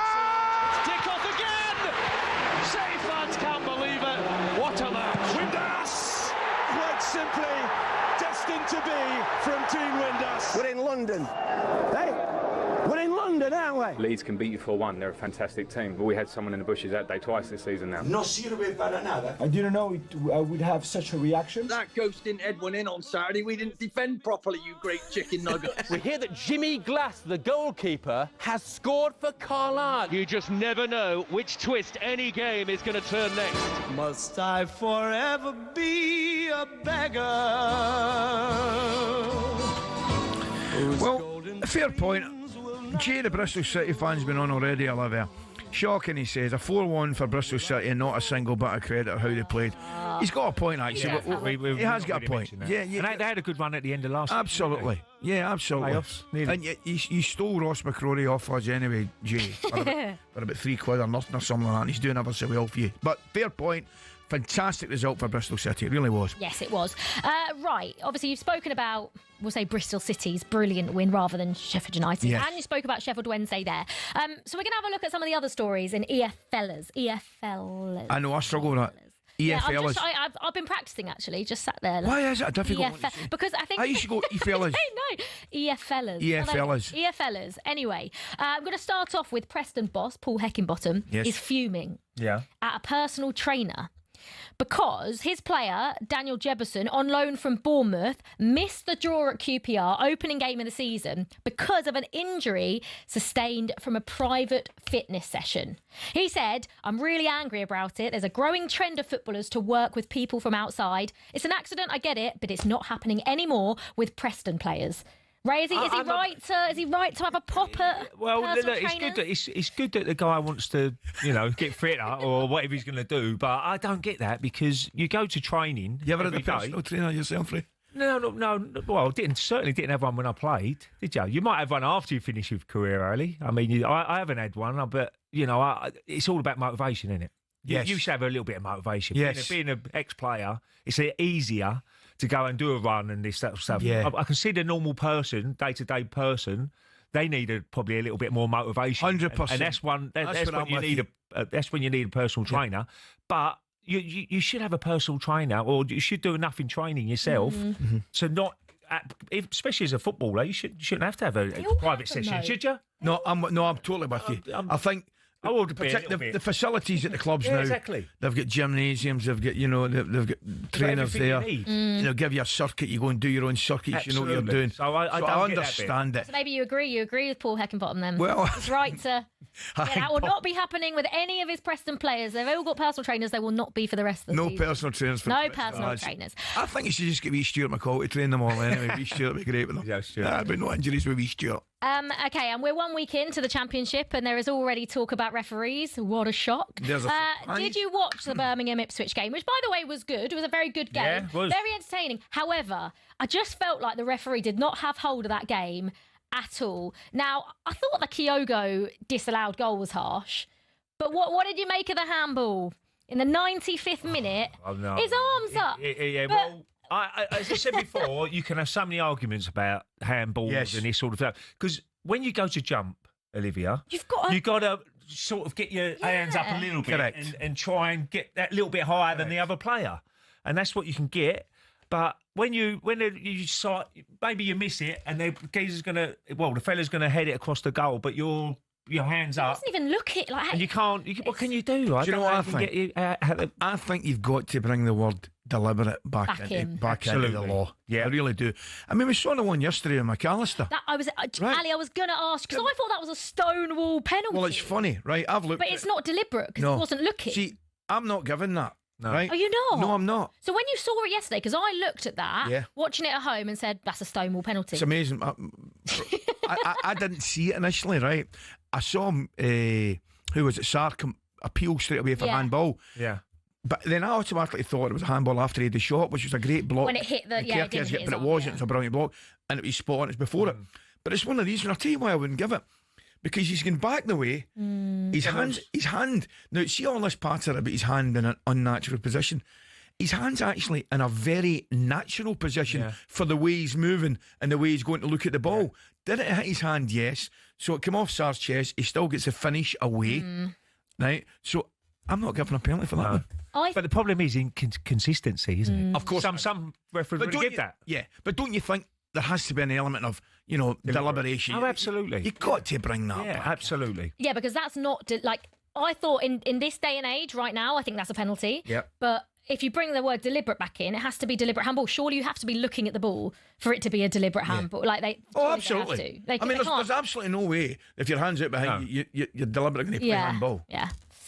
Are we worried about refereeing decisions? We'll always be worried. Yes. So we're always going to talk about it. I know. Well, VAR is going to be interesting this year. Has it improved? Has it improved? That's a big question. Yeah, well, I don't know. We'll have to wait and see. You'd hope so. Yeah. I didn't see that Birmingham game. I have to be honest. It was good. Was it a good game? Yeah, it was a good game. It was just, Kyogo had a goal. I thought he was brilliant, by the way. It was a proper handful. Yeah, really good. He had a goal disallowed. It was the slightest nudge. He did really well. Yeah. And then he struggled when he left Celtic, but he can finish. I'll tell you right. Yeah, he had a goal disallowed. It was a lovely finish, but he can finish. That was also soft. But also another team. Wrexham are a good talking point because obviously Southampton are one of the favourites to go up, and I know they won it in the end. But I think Wrexham can come away from that game. They've come away disappointed that they haven't got at least a point against one of the favourites to go up. And they had so many chances when they were 1-0 up and just couldn't take them. Well, they got a little bit of experience, haven't they? Connor Cody's gone into Wrexham, he and obviously Josh Windass, he's a top player for Sheffield Wednesday. He's gone to Wrexham, so they've got some good players there. It's funny. I just think that they might have, when I say reached their level.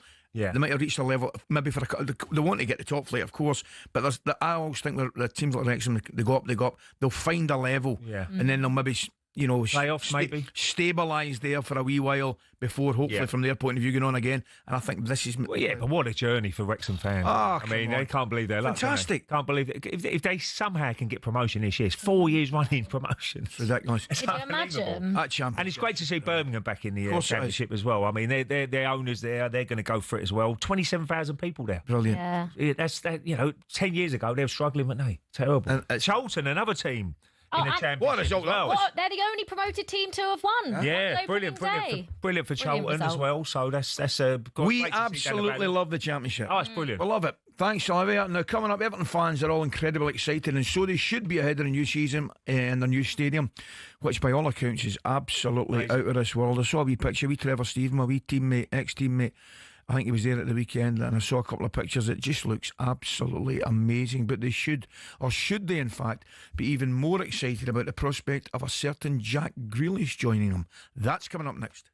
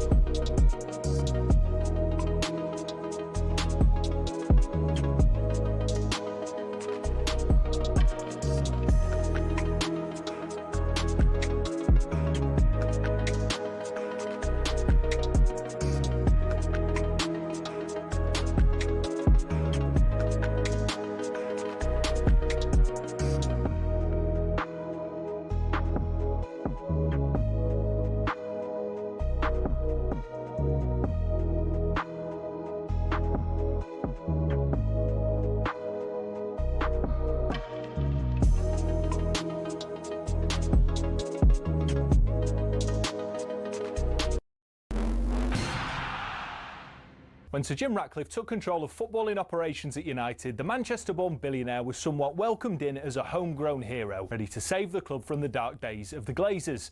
But in just 12 months, he became a punchbag for many fans. So what happened? Well, let's take a look and you can decide for yourself. Over the last 3 years, the club lost 300 million quid, and Ratcliffe rightfully committed to sorting that. But what seemed to get fans' backs up is the way he went about it. For example, talkSPORT understands staff lunch options at the Carrington canteen have been reduced to just soup and sandwiches, which the higher-ups at the club say will save them 1 million quid a year. Now, that might make sense for many who don't get free meals at work themselves, but it does get a little bit more picky than that. It was reported that after staff brought some stationery, they were ordered to send sellotape back because it wasn't considered to be essential. And the reward for being Steward of the Week used to be 50 quid, but that was scrapped and replaced by a paper certificate. But it's not just seemingly stingy decisions. In 2024 alone, Ratcliffe oversaw 250 redundancies, and more were announced at the beginning of 2025. Now, while there are people who acknowledge United staff numbers are overinflated, it's the optics which aren't great. Add to the mix the introduction of a flat ticket price of 66 quid for every fan, even children, while Casemiro's on 350 grand a week, and the frustration of fans reached fever pitch. Time will tell whether Ratcliffe's cost-cutting measures will improve outcomes at the club, but one thing's for sure, there's a long way to go for United to be back where many say they belong.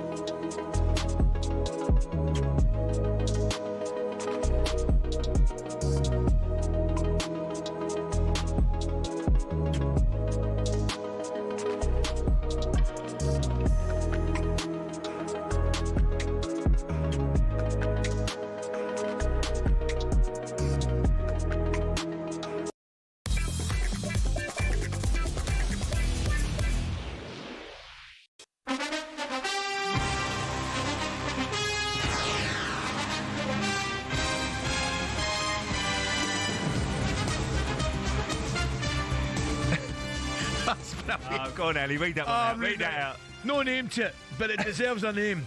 Ali, Ray wouldn't know a palindrome if it poked him in the eye. You tit. That's one, isn't it, Ali? Get in there. It certainly is, mate. Get in there. Oh, brilliant. Right, where are we now? TalkSPORT Breakfast with Arnold Clark. Build your own car deal online. All with a few clicks, they make buying your car next very, very easy. Ali and Ray this morning. Now, here we go. The NFL returns to Wembley in October as the Los Angeles Rams, that's my team, by the way, take on the Jacksonville Jaguars. And our competition to win VIP tickets is now open. That's right, we're giving you the opportunity to win 6 seats in a private box at Wembley Stadium with full hospitality plus $5,000 spending money, 18 plus UK excluding Northern Ireland. For a chance to win, text the word cash to 83338 and you're in the draw. Simple as that. Text costs £2 plus one standard network rate message. You must have the bill payer's permission, or you can enter for free by calling 0330 880 338. I'm going to give you that again in English, hopefully. 0330 880 338. All entries must be received by the 25th of August, and that's before 11 p.m. This is a TalkSPORT limited promotion run on TalkSPORT, Talk and Virgin Radio UK stations. Full T&Cs at talksport.com.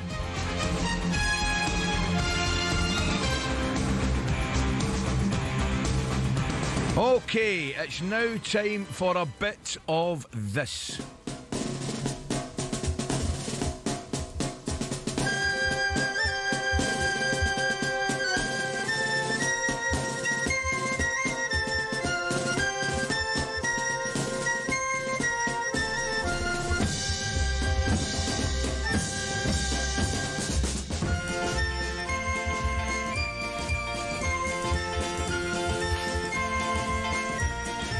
That takes me back, Ray.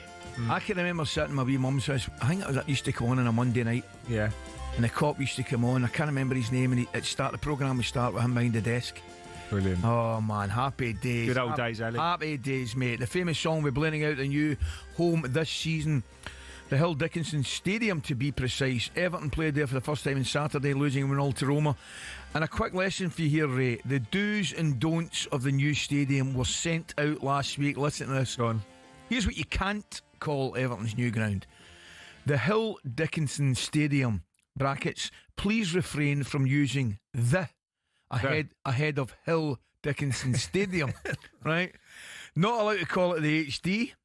Not allowed to call it HD Stadium. The Hill Dickinson Stadium, Hill Stadium, the Dock Stadium, or indeed Bramley Moor Dock. Oh. Right, let's round things up. Everton and Liverpool with a Merseyside reporter, good friend of the show, good friend full stop, Dom King. Dom, have you got all that? Yes, I have. Yeah, I've been making notes. I've been making notes all weekend, and I'm fully briefed for it. So yeah. Never mind the do's and don'ts. I was saying to Ray earlier on, I don't know if you heard me, I saw a wee thing on my phone, wee Trevor Stephen was there at the weekend. It looks someplace, mate. I was there on Saturday, Ali. It took my breath away. I walked from, I wanted to do the walk like the fans from Moorfields, because such a big thing had been made about getting the train to Moorfields and walking down to the docks. So it took about 20-25 minutes, and when you're walking down, the structure just takes your eye out. It's just amazing. And then when you get inside, they have done an absolutely wonderful job on it. It's a credit to everybody who's there, and it's going to be a wonderful arena to watch football in the future. I can't wait for the two of you to go and experience it for the first time, because you will genuinely be, you'll stand for 2 or 3 minutes just looking around, taking it all in. And it's little things like, I think, outside, preserving the heritage of where it's been built, of the docks.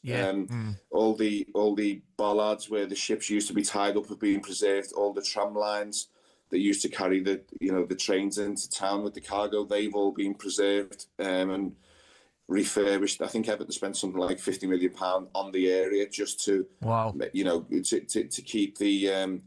to keep the history and heritage in place, and it's a fabulous occasion and place.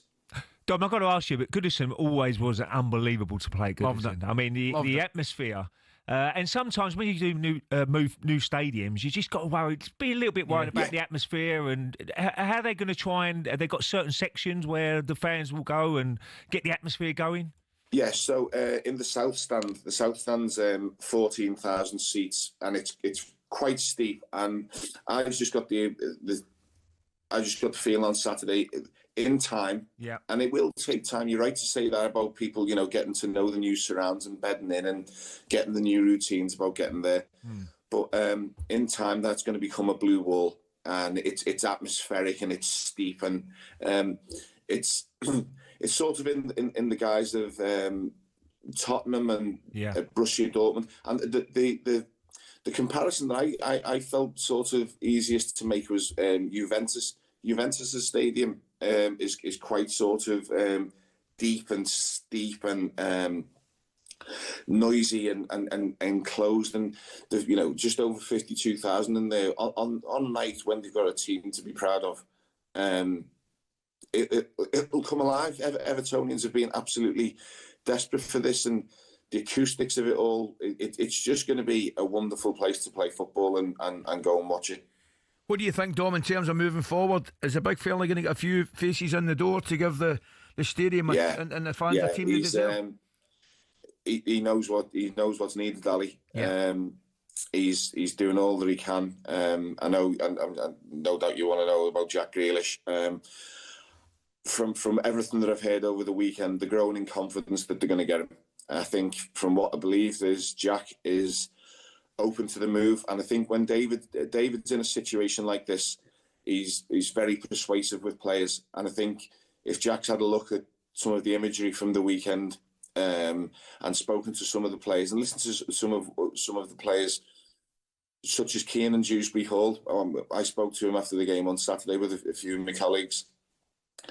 And enthusiasm jumped out of every single word that he spoke about being for Everton and the potential that he sort of knowing that he's at an iconic club, and hopefully Jack's taken this on board and we'll see the platform that he's got. Now, I do know that he's had interest from clubs in Europe, clubs that are playing the Champions League, but if he listens to David Moyes and understands what he could possibly be given a Goodison, a Hill Dickinson in terms of the adulation from fans. I mean, my social media feed is absolutely full of people just desperate for him to be come, and they're desperate to love him. It could be a fabulous move all around. What about Liverpool, Dom? I was there yesterday. I thought they looked lively first half. I thought the new signings looked very, very good. Frimpong up and down the right-hand side. Thought the centre forward looked the part. Virtue was good. And then, to be fair to Palace come into the second half. It was an enjoyable game, I felt, mate. It was a really good game of football. Really good atmosphere. I don't want to dwell on the couple of idiots in a minute silence, because it was a couple of idiots. Crystal Palace, Ali, let me stress it, are a wonderful football club with wonderful supporters, and their reputation isn't being besmirched by a couple of idiots. I just want to make that absolutely clear. Palace were excellent yesterday. I thought Adam Morton was brilliant, but there were some really good signs from Liverpool in the first half, and I was very, very taken by Florian Wirtz. I had my eye on him an awful lot when he didn't have the ball, and his movement's sensational. The spaces that he creates and how he uses it so quickly. I think in time he's going to be a very, very good player. I like the big fella up front. I've got to say, Dom, I thought his movement first half in particular, and he's missed a couple second half. Header back across, he had another wee chance, virtually a chance. But I agree with you, mate. I saw enough to think the new signings will fit in absolutely perfectly. And we're talking about it as well. I know Kirk has come in at left back. Rob will have a lot to say about that. I think Rob will play a lot this season. Maybe one or two writing him off, but I think he'll play a lot this season. Ali, to me, if it had anything to do with me, Andy Robertson would be starting on Friday night. He's still the standard bearer, and anybody, I know there's new signings herald excitement and anticipation and an eagerness to see them start their careers, but to me, Andy Robertson's still the man.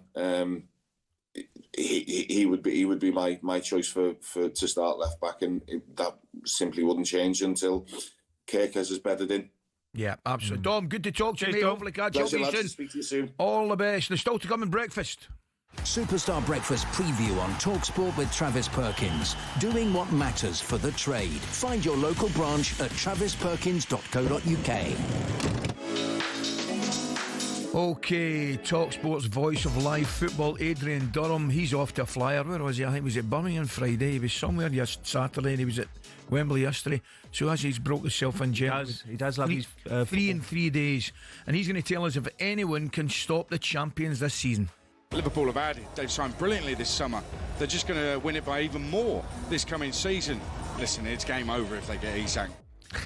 We'll also get the thoughts of a real Liverpool legend, of course, Phil Thompson. Tom will be joining us, and we'll have the return of Ray at the movies. This in particular one is my favourite.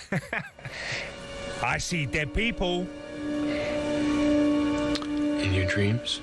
Superstar Breakfast preview on talkSPORT with Travis Perkins. Bricks on bricks on bricks. Over 40 million available to order with delivery to site. That's one less thing to worry about.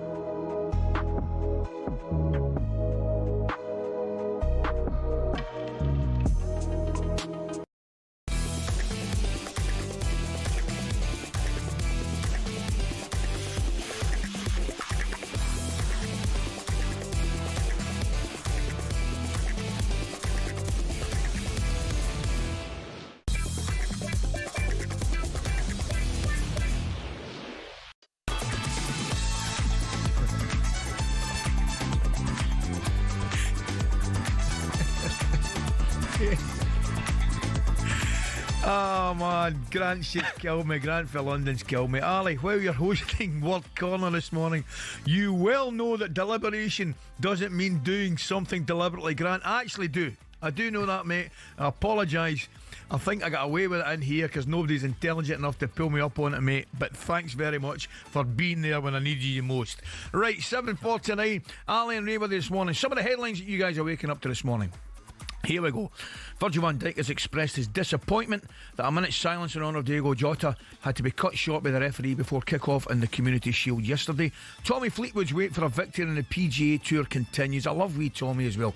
After he bogeyed his 17th hole at the St Jude's Championship in Memphis, Justin Rose edged out JJ Spawn in a nail-biting playoff. What about Justin Rose this weather? Brilliant. I can't get enough of Justin Rose. He's a great guy as well. Isn't he brilliant? I just think he's always... so well. He's always up there, isn't he? He's so consistent. Even that Masters with Rory, I'm watching him and I'm thinking to myself, I can't lose here because I love both of them. Do you know what I mean? Yeah. It's just fantastic. And Celtic continued the perfect start at the Scottish Premiership. They've won 2 games, man. What's going on? Perfect start? Winning. Is it over? Oh, he's trying to wind me up in there. It's winning 2-0 away at Aberdeen, who themselves now sit rock bottom. Russell Martin, meanwhile, made unwanted history at Rangers as they failed to win in their opening 2 league games for the first time since 1989, which I was probably responsible for. Drawing 1 each at home to Dundee. Is the title race already over? Give it a break, lads. Come on. For more on today's biggest stories, head over to our website, talksport.com. Right, I've been away for 4 or 5 weeks on a lovely holiday, but I'm led to believe that we're still doing this. Stick a load of singles in there and then they fall in love. Of course it's hard. It's supposed to be hard. A 36-year-old, you'll have the knockers, you will. Just because it's offering its teat, do I really have to muscle on that? Is there anything in your personal life that could be causing you stress, sir? I'm not a great lover. Hello, oh, what's your name? Sarah Louise. Sarah Louise, fuck, you're up for it, aren't you? I was in love at the time, that's what I was doing. At the time? At the time, the moose. Right, Olivia's back with us for Transfer Tinder and some matchmaking. However, I'm led to believe there was a bit of serious lack of matchmaking, Olivia, with yourself and Jamie Carragher when I've been away. Tell me, give me the rundown, please. Give me the rundown. I somehow got into a bit of back and forth with Jamie Carragher on X. I didn't even mean to be fair. I was on talkSPORT talking about the comments he made about Chelsea not being a young and exciting project, and I just said, now I think we are a young and exciting project, and so I just said thank you to all the Chelsea fans because they were very lovely about me being on here and sort of fighting our corner and backing us and representing us, and I was like, oh, that's nice. And then people were like tagging, so I put it on X and people were tagging Jamie Carragher in the comments, and then he replied. But to be fair, it was like a nice... It was a back and forth. It was a respectable back and forth, a healthy debate. But I'd like to think now Jamie maybe does think we're a young and exciting project. Yes. But he's yet to say that. So maybe he doesn't. But we'll try and convince him. I think you may be waiting some considerable time. But anyway, we're here for a bit of Transfer Tinder. We are. Ray, we did this last week, didn't we? We did this Friday. Yeah, we did. But Ali, I'm going to get you and Ray to swipe right if you agree with it, if you think, yes, this is a good match made in heaven, or swipe left if you don't fancy it. Okay. Okay, so first of all, we've got Michael Antonio to Leeds, 35 years old, from Jamaica. He's 5'11". Only recently become a single man. Let go by his long-term love after a decade, but is already ready for something new. West Ham's all-time Premier League goal scorer. Sorry, I can't do this without laughing. Premier League goal scorer. He knows how to find the back of the net. Leeds will want their relationship with the Premier League to continue past this season, and Mikhail might be able to help with that. Could this be a match made in heaven? Swipe right or swipe left? I will say it's a no-brainer. You might as well take him. He's got all the experience. He could probably help young players in the club itself. He could be last 15, 20 minutes off the bench. Things like that. I'm swinging right. I'm going right as well. I don't think there's... I saw him yesterday. He looks extremely fit. Yeah, absolutely. Ready to go. And I think he'll go up. I actually think the Leeds fans would really like him. Yeah. I think he's the type of player that the Leeds fans would take when the defence is getting that little bit more... fatigued at the end of the game, bring him on for the last 20 minutes. He runs them. Runs them into the channels and all that sort of stuff. So I think it's a no-brainer. We're having it. What's right? Good. Right? Swipe right. One out of one. 1 out of 1. I think that's a perfect signing for Leeds. I think they've got a better chance of staying up with Mikel Antonio than they do without. Agreed. Okay, next one. Alejandro Garnacho to Chelsea, 21 years old, from Argentina, 5'11". He's unhappy in his current situation. A way out looks the only option. There's no denying he's talented, scorer of one of the best goals in Premier League history. Without doubt. But his attitude could be a bit of a red flag. Tunnel vision for the world champions. Looks like it's there or nowhere for the Argentine. But are Chelsea on the lookout for another new young heartthrob? Swipe left or swipe right? Attitude could be a bit of a problem. You see lots of players moving to different clubs when the attitude ain't brilliant. But I think he's very talented, as you mentioned there, Olivia. So for Chelsea's point of view, and I think Manchester United need to get him out of the club. They could get a really good deal here, Chelsea. If they can put in, I think they wanted 50 for him before, didn't they? 50 million. But now that price is coming down daily, probably. It's getting to that end of that transfer window. So I think it'd be a good match for him to go to Chelsea. So you swiping right? So I'll go right. You've got a match. I'm going left all day. Are you? I'm not having it. No. No, I don't think. I think Man United desperately trying to get rid of him. I'm just not sure. That's a red flag, isn't it? If your club's desperately trying to get rid of you. And I just don't think Chelsea need him at this moment in time. I know they got rid of Madeki's away across the city. But no. What do you think, Olivia, as a Chelsea fan? I was hoping you weren't going to ask me this. Come on. No, I think left wing was a position that Chelsea were crying out for. Mudryk and Sancho both. Mudryk unavailable, Sancho back to United. Jamie Gittins has been brought in, and to me, he will be our starting left winger. Will Alejandro Garnacho be happy sitting on the bench? Because I don't think he starts for Chelsea. That's my point. And my other concern is we let go of Noni Madueke. Again, left out of the squad for certain discipline or attitude problems. But I actually like Noni, and I think I really like Noni, and I think he's a good player. So do I. However, I think with Esteval coming in on the right, you've got Pedro Neto who can also play on the left. Cole Palmer even we've seen play on the left, on the right. Sorry. So I think there's enough cover there, and I just don't know if Alejandro Garnacho is the right move for Chelsea right now. I think, to be honest, I think we should be looking at a centre back if you're going to go for one more player in this window, because I really like transfers. Gay, he's the one, isn't he? He's the one everybody be chasing. Yeah. Particularly, I think big fella now as well. I'd be swiping left like you, Ali. Okay, good stuff. Okay, and final one is Randall Kolo Muani to Newcastle, 26 years old, from France, 6'1". Good height. It's been a horrific few months for Newcastle, heartbroken over and over again.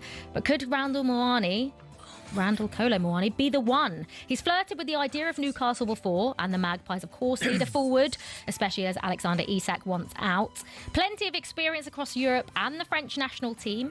10 goals and 22 appearances on loan at Juve last season.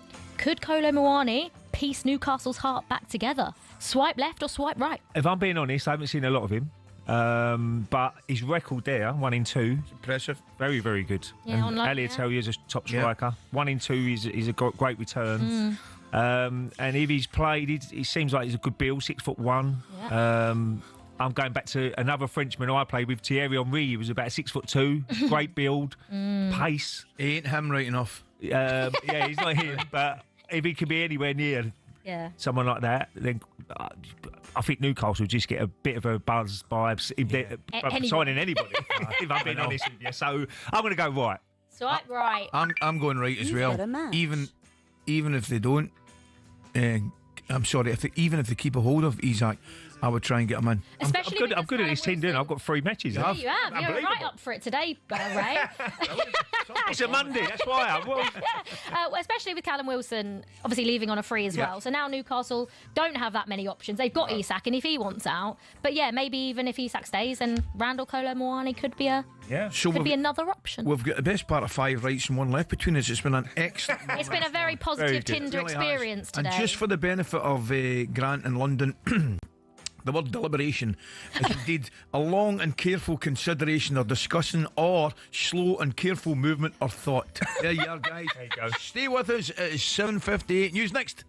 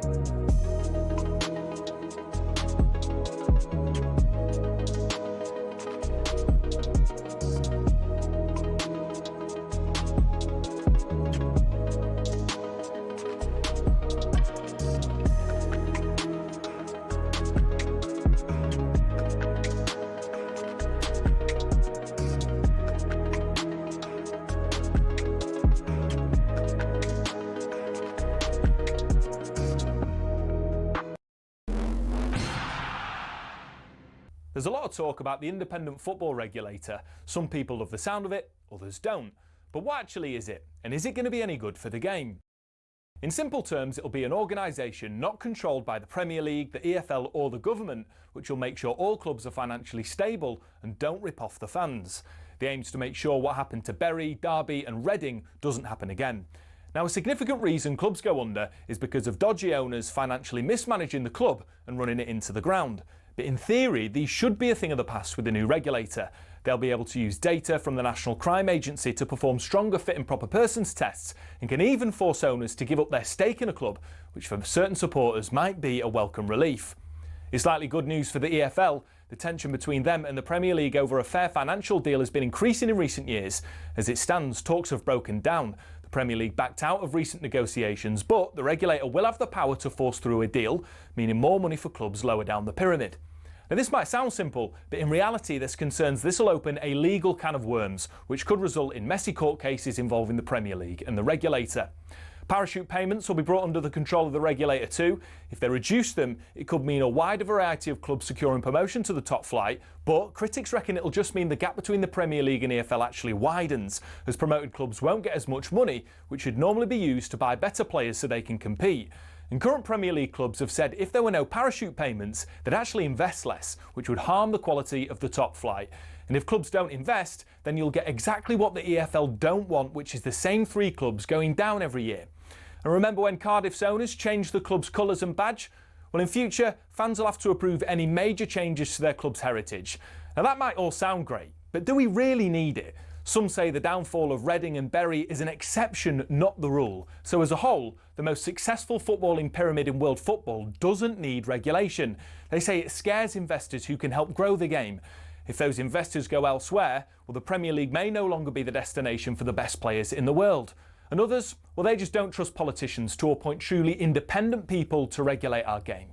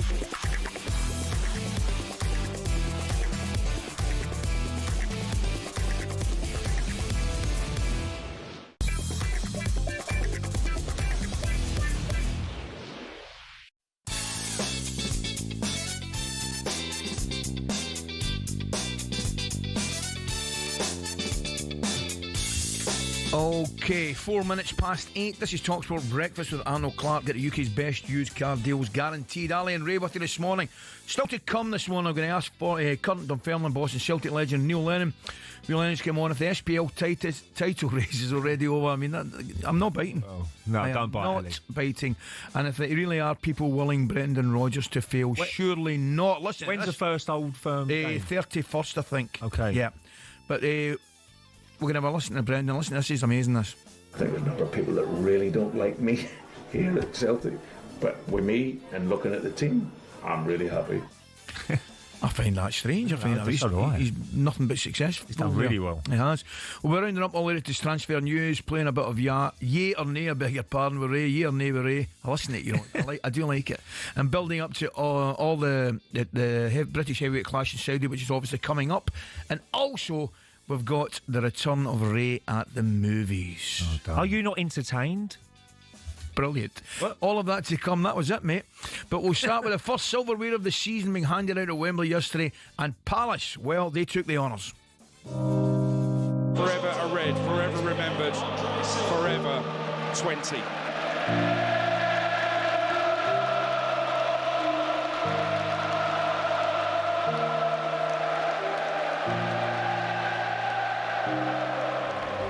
Palace tries to send it forward. Ekitike with a shot into the far corner.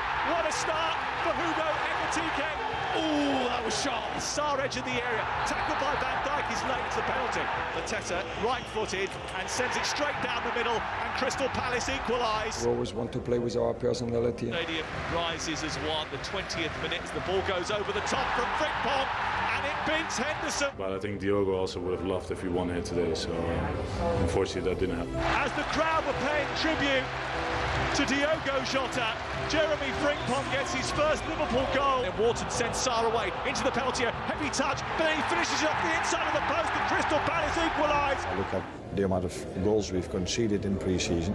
That's not of our standard. We got the reward with the equaliser and with the win and penalties. Young Justin Devaney of Northern Ireland, who was signed from Adrionians 2 years ago. He steps up, left-footed, drives the ball high into the net, and Crystal Palace celebrate. They win the Community Shield. Mark Gay picks up the Community Shield and he thrusts it into the sky, and the Palace uprising continues. What a penalty it was. What a winning penalty. It was, the best penalty of the lot. Fantastic. Just ran up, slammed it with his left foot, top corner. Brilliant. So Palace, who hadn't won a major trophy in their history until this year, are now earned 2 in 3 months at Wembley. They're also the first club to win the Community Shield on their debut in a match for 50 years since Derby County. They won it in 1975. 21-year-old midfielder Justin Devaney, sent on as a stoppage time substitute, smashed home the winning penalty, certainly with some style. Now we're going to thoughts of talkSPORT's voice of live football, but also man making a return to drive today with the daily Arsenal return. Adrian Durham. Adrian, good morning. Good morning, Aid. Morning, Ali. Morning, Ray. Yeah, really looking forward to drive later on. So, back on for a one-off. So, looking forward to that. No daily Arsenal, though, Aid, yeah? Daily Arsenal, come on. Well, there may be, actually. I was asked about this yesterday, and I'm thinking it may be a new positive daily Arsenal, because I do have them down to win the league this coming season. I don't think you do positive, never mind daily Arsenal. Come on, listen. Aid, listen quickly. How was your summer, mate? Did you tell me you got away somewhere and put your feet up and just relaxed? Yeah, I went to Switzerland for a month. Honestly, mate. He's football mad, though, Aid. You must have got away after that, surely. No, because less than a week after the Euro final that England won, by the way, I was at MK Dons 0, Oldham 0, start of the League 1, League 2 season. And then, obviously, this weekend just gone, I was at Birmingham Friday night. I was at Stoke, who were brilliant, by the way, beating Derby on Saturday. And then I was at Wembley yesterday. So doing drive today, then it's Northampton, Southampton tomorrow, then back to Birmingham for the Cup on Wednesday. So I just don't stop, Ali. Once the season doesn't stop, and neither do I. I just want to quickly go back to Birmingham on Friday night. It's brilliant to see that 27,000, I think it was, see Birmingham back in the big time, really, Championship. And how do you see them going this year, Birmingham? I think they've got a really good chance of going up again. Well, you're spot on. It was a brilliant atmosphere. The fans were sensational, and the noise they were making really drove the players on, and they looked like they had the win. They sat back a little bit after going 1-0 up, and that was probably their big mistake.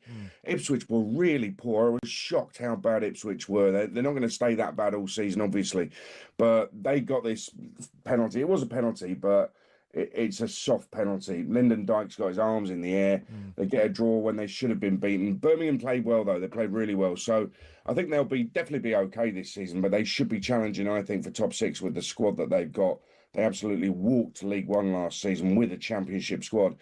But I watched Stoke the day after. Their width, pace in the wide areas was absolutely fantastic. They've got goals in them. They look a different proposition. Don't know if you know this, but they went down from the Premier League 2018. Stoke haven't finished top half in the Championship since they got relegated. But Saturday they did look good. And maybe it's another false storm, but they look good. What about yesterday, mate? The game at Wembley, I was just saying today, I really enjoyed it. You never know really what you're going to get with that kind of game to open the season. But I thought both teams looked good. I thought Liverpool looked pretty good first half. I liked them. I was enjoying watching their new signings. Then I thought Palace played very well second half. Yeah, Wirtz was really good. Little passages of play he was at the centre of. He's only going to get better as well. Brilliant strike from Ekitike. A great start for Liverpool. But Palace came into it. They showed they got a lot of fight. Even though they haven't really made signings this summer. And I'm puzzled by that, given the fact they've got a European campaign. Yeah. Any wonder Glasner's not particularly happy about that. You wonder what's going on there, really. I thought it was a terrific game. I thought Palace overall were the better side. And I think Liverpool probably need a centre-half. They probably need a centre-forward. In fact, the interview Virgil van Dijk did with Alex Cook afterwards, he was saying we need a centre-forward. So that kind of gave me reservations about Liverpool retaining the title this season. But for Crystal Palace, if they get some decent bodies in, and if they keep Guehi, keep Eze, then I think that they will definitely be all right, and maybe even top 10 we're talking. But it was a terrific game of football. I was saying to Ray, Aidan, I think Liverpool have made some terrific signings. They have.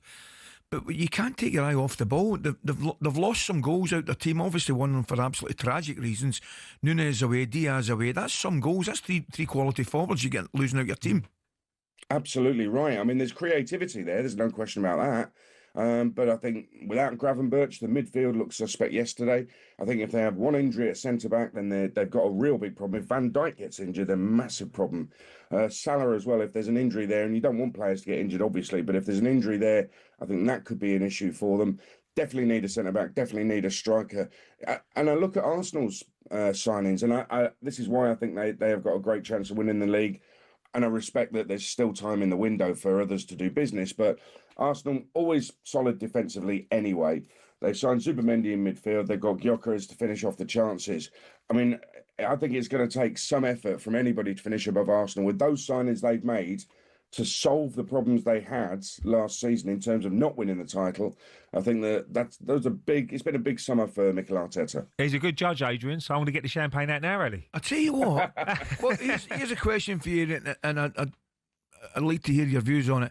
I think obviously Chelsea to win the World Cup Championship, fantastic effort. City been out there. I definitely think there'll be a reaction from those two clubs and those two teams definitely at some point during the season, and I can't see by Arsenal or Liverpool. I've actually gone for Liverpool just because I thought they did their homework. Their signings, a lot of it early. I'm not sure they're finished yet, but I do take your point. There's nobody been moaning about Arsenal not on an out-and-out centre forward. Nobody been moaning more than me, and I'm just delighted to see they've got it done, and it could be the difference, mate. Yeah, and listen, Mikel Arteta's got to have learned. And it's a mistake. They want to win the title. That's the reality. Their target is winning the title. So season after season, they've gone for it in the last 2 or 3 seasons, and they finished second. They've not been the best. So Mikel Arteta will have learned those lessons. I've got Chelsea to finish second. I think they will run Arsenal close. They're the world champions for a reason. They're looking good. They're kind of a guilty pleasure. Pre-season, they've looked absolutely fantastic. Maybe they'll be tired. Maybe defensively, there's flaws there. But I do think that they will have a decent season. Man City have got a lot of ground to make up. When I watched them last season, not at any point, even when they had the kind of resurrection towards the end of the season, not at any point did I think this is vintage Pep, this is vintage Man City. I think there's a lot of ground for them to make up. So I can't see them winning the title. Listen, I've been so wrong before. So please. On numerous occasions, mate. I mean, on numerous occasions. Absolutely right, yeah. I will tell you this, though, and this is a fact. The Scottish title is absolutely done. Yeah. Hey, the signal's going, mate. Enjoy this afternoon, pal. It's breaking up. Hello. Cheers. Take care, mate. Hey, did you hear there? He's hosting Drive from 4 p.m. alongside Dan Bent. That'll be great. Look forward to listening to that. There you have it. Here's Arsenal to win the Premier League. Liverpool not even in the top 2. Unbelievable. 03717 22 33 44. That, as you know, is a number to call. Coming up, it's Rate the Movies. I see dead people in your dreams.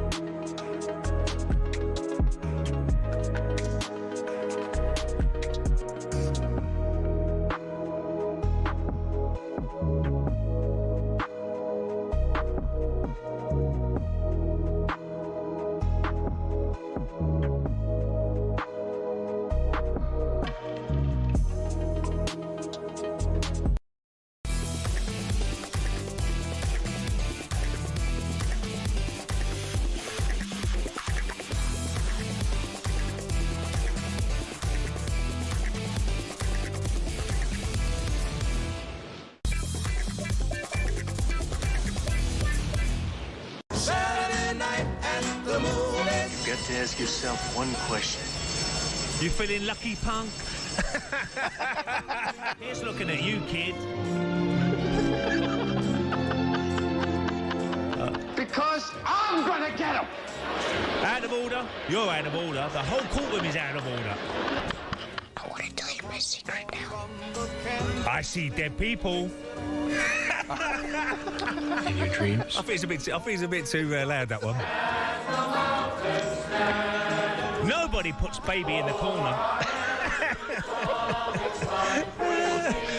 Oh, don't. Saturday night at the moon. Oh, magic. I don't like watching movies. I'm telling you right now, that's one of my favourite ever. I see dead people. Yeah, I know. But they just put loads of lines in front of me. I didn't know what it's for. Oh, no. It's magic. Picks me up, as usual. Magic. This is talkSPORT Breakfast. What time we got? 8:19. Alan Raybury this morning. Who could ever forget rating movies? I'll never forget it. That was the last time we hosted it. Was that the last time we did? Yeah, I think it was. Oh, man. I see dead people didn't do you justice. But the New York Times have released the top 100 films of this century, and we've put you in a few. Just work out which movie you're in. Ray, here's your first one. The show goes on! This is my home. I'm going nowhere. I'm not leaving. Who was that? Oh, it's brilliant. Come on. I'm useless with movies. Ray. I don't watch movies. DiCaprio. Oh, what, on the boat? What is it? What's that? I don't know, Ali. Come on, tell me. Put me out of my misery. Titanic, you're right enough. Titanic. The Wolf of Wall Street, it was, you maniac. Titanic. Oh, that was brilliant. That was it. It's the Wolf of Wall Street. Yeah. The show goes on. Yeah. Right. I remember it now. Here's your next one. Get down!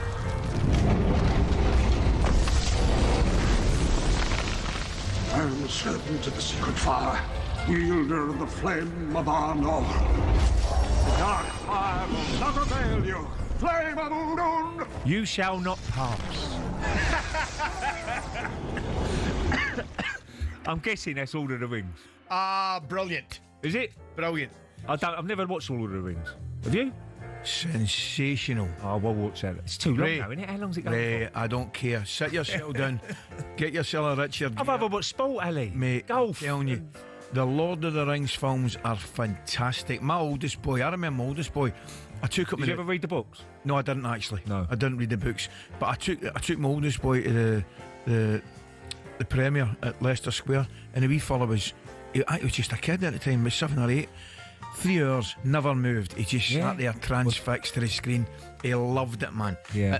With tickets to go to the after-show party, he said, "Do you want to go to the after-show party?" He says, "No, I want to watch it again." Took him to McDonald's in Leicester Square. Right, here's your final one. He turns to me and he says, "Let's put a smile on that face." And why so serious? You got that one? No. Right, that was The Dark Knight. I've seen that as well. That was a good movie. Heath Ledger, I think it was. Yeah. Brilliant. Right, you love your movies? Oh, I love my movies, man. Yeah. Love it. Right, last one.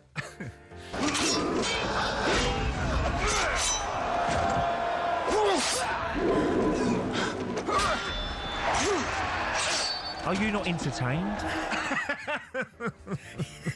You've got that, surely. Gladiator. Yes. Got to be. Unbelievable. Great film. Russell Crowe. Fantastic. Absolutely fantastic. It's now time for the latest odds with Coral. Simon Clare's going to be joining us. The Coral Daily Download on talkSPORT with Coral. We're here for the fans this season. 18 plus, gambleaware.org. Simon Clare. Good how morning, are Simon. You this morning? Oh, Ray, you're so good, mate. You're so good. I'm Mr. Ali like you. I love my films. Give me films over box sets and series every day. Yeah, but I would rather watch sport, I think. Oh, yeah. I love sport on all day. You can watch it all summer. Yeah.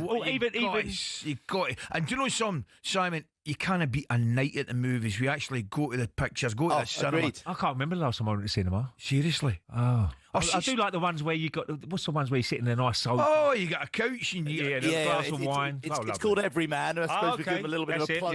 That's it.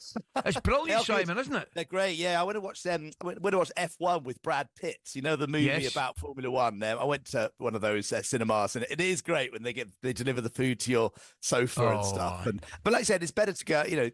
Managed to go. But listen, I'm with you, Ray. I find myself watching live sport all the time, and I haven't got the commitment to watch those like series 4, 8 episodes of whatever. But when the sport's not on late at night, to sit down and give yourself 2 hours to just lose yourself in a film. Or on flights, actually, it's a great. Yeah, flights. Yeah, I agree with that. Yeah, but how's your weekend, Simon? Sport-wise, what you got for us, mate? How was your weekend, particularly? Yeah, it was good. I went to Birmingham on Friday night, so I was listening to Adrian Durham. Yeah, because obviously Coral are the betting partner of Birmingham City, this American mission with Tom Wagner and Tom Brady, and the Amazon Prime documentary is great watch actually with Tom Brady, which is out at the moment. So I have watched that, but the atmosphere was brilliant, and Birmingham were great, and it's just that late. As Adrian said, it was a penalty, but such a soft one. It was a header back, little flicker Lyndon Dykes' hand, wasn't going anywhere, and they equalised. But I think we saw enough to know Birmingham would be competitive there. What price they for promotion? They're 2-1 for promotion. Ipswich are the favourites, 10-11. With Southampton, who had that late incredible comeback against Wrexham, they're 11-8. So Birmingham third favourites for promotion, and that was great, a great game. But it was interesting hearing Adrian talking about Stoke. Actually, somebody else mentioned Stoke over the weekend, impressing them in their first game. They're 7-2 for a top 6 and 8-1 for a promotion. I don't know if Adrian Durham's a great judge. He always sounds like he's a great judge. Simon, I hope he is, because you just said Arsenal are going to win the league. So hope he's a good judge. And what price are Arsenal to win the league? And Liverpool's got to be big favourites, haven't they? Yeah, but all their favourites, they're not massive. I mean, they're 7-4 Liverpool, 5-2 Arsenal. So, I mean, it's close enough, So, again, I mean, I took encouragement from that, Ray. You take it everywhere it comes from. And City are third favourites at 7-2. You sort of feel, they can't have a sort of they'll be better than last season, presumably. 8-1 Chelsea, obviously a lot of respect from Adrian on them. And then 22 Man United. So we do think there's a kind of a solid front four in the betting. But yeah, 7-4 Liverpool, 5-2 Arsenal. I mean, if you had a sort of prediction of 1, 2, 3, at this point, it's always a good time to pick your first three home. I'm going to go Arsenal. I know you're going Liverpool, Ali. I think Liverpool will be second, and then I think City will be third. It's funny, I went to, you know what it's like, Sam, you do predictions before it, and I went Liverpool, Arsenal and Chelsea, and then City, to be honest. But it's, I think we're all, roughly. We're not going to, there's not going to be. No one else out that top four? You can't see Newcastle, Villa, Tottenham. I just think with the extra games, again, Newcastle struggled the last time with the extra games, the size of the squad. Spurs will be the same. Yeah, I think Spurs. Yeah. I definitely think improving at Manchester United, certainly in forward areas, Simon, but I'm not sure they're enough to break into the top four. What do you think? Yeah, well, listen, it's funny. It's weird. They're the fifth favourites to win the title at 22-1. Obviously, a big gap. Yeah. And then it's 50 Spurs and 50 Newcastle. So it feels like if any side's capable of almost having a surprise and winning the title, we're saying it's United. And yet then you look at the top four betting, and we actually rate Newcastle at 11-4 shorter than Man U, 7-2, then 4-1 Spurs, 4-1 Villa. So we sort of, it's fun, isn't it? It's like, so Newcastle, we feel a solid, they might challenge for top four. We couldn't see them winning the title. But if any side is going to surprise, we think it's possibly United under Amorim. Well, it's probably uncertainty that explains those odds, Simon, more than anything. Exactly. What about the other end of the table, mate? Is it kind of expected same again, promoted teams struggling? It is, which is it's becoming a habit, isn't it? 1-3 Burnley, 4-11 Sunderland. So we think those two are the sort of the real solid favourites to go down. A bit of respect for Leeds, they're 6-5. So we sort of think, okay, maybe they've got a bit more about them of the three promoted sides. And then you look at the sides, you feel who are the ones who could be dragged into that battle? And we've got 3-1 Brentford, 3-1 Wolves. Obviously, no Thomas Frank at Brentford. Could West that Ham? Cause West Ham then at 5-1, good call. Then it's 7.5 Everton, which would be disappointing with the stadium. 8-1 Forest, 9-1 Palace, and then 10-1 Bournemouth, Fulham. So, but again, at this stage of the season, I mean, again, if you would sort of pick a couple of sides you feel actually could be dragged down into a relegation scrap with those promoted sides, who would you think? I don't think West Ham have bought well yet. I mean, look, there's still time they could go and buy a couple of players still. I think they need more bodies, don't they, West Ham? Definitely. I think, Simon, one of the promoted sides will stay up. I hope so. I really hope so. Yeah, I hope so as well. And I've plumped, probably my heart around my head, I've plumped for Sunderland to stay up probably just before Leeds. That Burnley, because Burnley would be solid, didn't they? I mean, they might play a different way now they've come up. I tell you, under Scott Parker. The defensive record is unbelievable. Nothing short of magnificent, Simon. All right, mate, listen, thanks for your time. Have a great week. Good to chat, guys. Take care, pal. Hopefully catch you up soon. That was a look at all the latest odds thanks to Coral. 18+, gambleaware.org. Next, we'll be talking about the Scottish title race, which is heating up. The Coral Daily Download on talkSPORT with Coral. We're here for the fans this season. 18 plus gambleaware.org.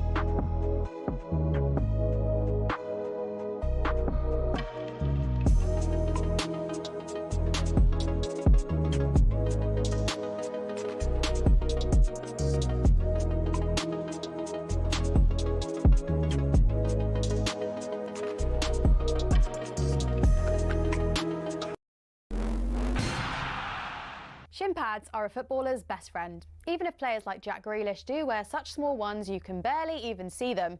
But what's the story with shin pads, and are there actually any rules on how big they should be? It all started with cricket, actually. Cricketers had been wearing shin pads since the 1700s. It was thanks to this guy that shin protection made its way over to football. Meet Samuel Widdowson. He was a cricketer and a footballer. He played for Nottingham Forest back in the late 1800s, and he wanted a way to protect his legs from nasty tackles. Naturally, his mind drifted to his other favourite sport, where players had been wearing these pads for a century. Story goes, Widdowson cut up his cricket pads and popped them on before taking to the footy pitch. His Nottingham Forest team then began wearing them from 1887, and the first known use of them in a match was in 1894, in a match between Newcastle and the then Woolwich Arsenal. Eventually, FIFA clocked on that this kind of protection was pretty important for footballers. And so, in 1990, basically 100 years after Widdowson first put them on, shin pads were made compulsory. It became part of Law 4 of IFAB. That's the body responsible for setting the laws of the game internationally. But the law doesn't actually specify anything about measurements of shin pads. It just says they must be made of a suitable material and be of an appropriate size to provide reasonable protection. It's really vague, even though there have been calls for it to be changed. But for now, that's why Grealish and co can still get away with these ones, which are no bigger than a credit card and which seem to offer little to no protection whatsoever.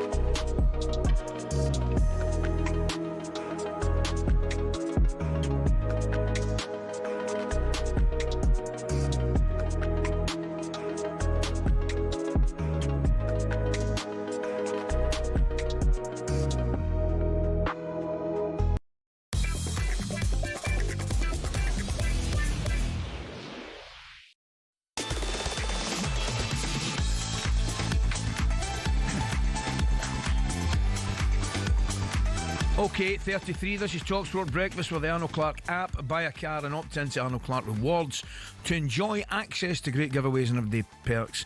Ali and Ray with you this morning. It's time for this. The NFL returns to Wembley in October as the Los Angeles...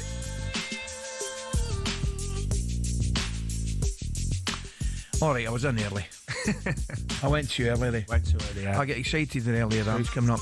NFL returns to Wembley in October as the Los Angeles Rams take on the Jacksonville Jaguars, and our competition to win VIP tickets is now open. That's right, we're giving you the chance to win 6 seats in a private box at Wembley Stadium with full hospitality plus £5,000 spending money, 18 plus UK, excluding of course Northern Ireland sadly. For a chance to win, text the word cash to 83338 and you're in the draw. Text costs £2 plus one standard network rate message. You must have the bill payer's permission, or you can enter for free by calling 0330 880 338. That's 0330 880 338. All entries must be received by 25th of August at 11 p.m. This is talkSPORT limited promotion, running talkSPORT Talk and Virgin Radio UK stations. Full T&Cs at talksport.com. Now we're going to move north of the border. Celtic continued a perfect start to the Scottish Premiership season with a 2-0 victory away at Aberdeen. Result made better by Rangers' home draw with Dundee, leaving them winless after 2 games for the first time since 1989. After the game, Brendan Rodgers hit back at those who, quote, don't really like him. Yeah, I thought we were excellent. We had real good control and domination of the game. Scored 2 outstanding goals. Could have had more. And then in the moments we had to be strong, we showed strength and power and kept any efforts of goal to a minimum. So yeah, really pleased for the players. Yeah, listen, there'll always be a narrative around. You know, I'd heard something the other day about 2 years. They don't play good football and don't play that. We've never played that in the last 2 years. So I think there's a number of people that really don't like me here at Celtic. But with me and looking at the team, I'm really happy to see how the players are, the current players that we have. Yep, interesting one. Pleased to see that joining us now, former Celtic captain and manager Neil Lennon. Lenny, good morning, mate. How are you? Morning, Neil. Morning, Coisty. Morning, Ray. Yeah, I'm good, thanks. Very good. Brilliant. Well, before we move on to all things Celtic, Rangers and all that stuff, good start of the season. Draw at Morton last week. Good victory at the weekend, 2-0. How you feeling about it? Yeah, loving it. Got a good young squad, Coisty. We played really well on Saturday. It's the championship up there is a bit like the English one. It's pretty attritional and very competitive. So every win's very welcome. So yeah, I'm delighted with the way we started the season, and yeah, just with the people around the club, it's pretty vibrant at the minute. Neil, is the title over already? Because Ali don't want to admit it. No, I mean it's early days, Ray. Like with Rangers, you know, they've got to qualify for the Champions League, so they're mitigating circumstances. I always think with this time of year, because you're playing tough European games in the midweek, and then having to play against a team you're really motivated. You know, I had problems myself as a manager in those sort of spells. So, and then Russell's just in the door. So, I mean, he still got to put his imprint really on the way he wants to play on the team. But the bloodlust at the minute up here, it's just ridiculous. It's, you know, we're talking 1 or 2 games and people are questioning his tenure. Then you got on the other side of the city, people, you know, criticising Brendan or the style of play when they've made a perfect start to the season. So, look, you just got to be laser focused and try and block out the noise and just not listen to it. That's amazing, man. Nobody knows that place better. It's ridiculous. Yeah. It's incredible, mate. It's incredible. I mean, I just can't understand it. I'm listening to Brendan there. Do you think that's Neil goes back, perhaps, because you cannot argue? You can't argue what Brendan's achieved at Celtic and what he does at Celtic. Does it get back to the pettiness of maybe how he left the last time, do you think, with some of the Celtic support? Yeah, I think with some there's still a hangover, and you know, some in their view, you know, can't get over it or can't forgive him for the way he left the first time. But you know, he's come back and you know he's won 2 titles, you know, 4 trophies, and you know he's made sort of the knockout stages of the Champions League. So yeah, I mean, I think the majority of the Celtic fans are delighted to have him in the building. It was a good win yesterday against you know, Podolski's always a difficult place to go, but Celtic, they negotiated the game pretty well. The second goal was outstanding, and I think Celtic will add to the squad. I think they'll try and bring more quality in as they go along. And then Russell's got a few sort of bit of surgery to do on his squad, And then, you know, in 2 weeks' time, there'll be a real acid test when both come together. What do they need, Ellie? Rangers, for your point of view? Well, the centre-half said... I just still think they could do an out-and-out centre forward. I don't know what's going to happen with Dessers, Lenny. You know what it's like. They think they might be selling them. They don't know what they do with Agamani and things like that. Russell will have a fair idea whether who he's going to hang on to and who he can bring in. And I still think there'll be, you know, a bit of activity between now and the end of the window. What do you think? Ali, they've still got a problem, I think. I don't know, with the culture in the dressing room. Yeah. You know, they played great against Brisbane the other night, and then they find it difficult to raise their game for the bread and butter games, if you want to call them that. And that was, so apparent last year when they had some great victories, and then they couldn't, you know, do the bread and butter games, particularly at home last season. So he needs to address that as quickly as possible and just get more consistency in the results. Listen, mate, I agree with you. I looked at the Motherwell game, who incidentally played well second half, and I watched the highlights of the Dundee game, and I think you're right. You know something?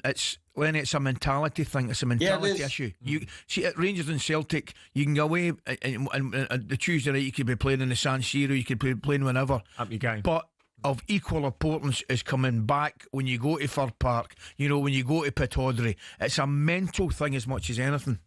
See, when I was a player and you're playing against your Man United and you're playing against Ray's team at Arsenal and that great team in the late 90s, subconsciously, Ali, you got yourself up for it, no problem. And then you go away to Wimbledon the week after and you find it difficult to go again. And that's the difference between the top players and the top teams and your but at Rangers and Celtic, it's a given. You just, because teams are coming for you, whether they're not good enough to beat you or not, but they're going to play their very best because they're playing on the big stage in Scotland. And that's what I think Rangers are struggling with at the minute is, you know, they can't get themselves up or they can't beat off the motivation of the other teams. I think that's a fair point of Alan. What about the rest of the league, Lenny? Obviously, Aberdeen, great success winning the cup. You know, the Celtic game, I would be too disappointed, and we obviously haven't started particularly well. Are you expecting better things from them? I'm looking at Hearts. I'm looking at Derek at Hearts. I think Hearts will do well. I really do. Hibs, fantastic result in Europe over in Belgrade.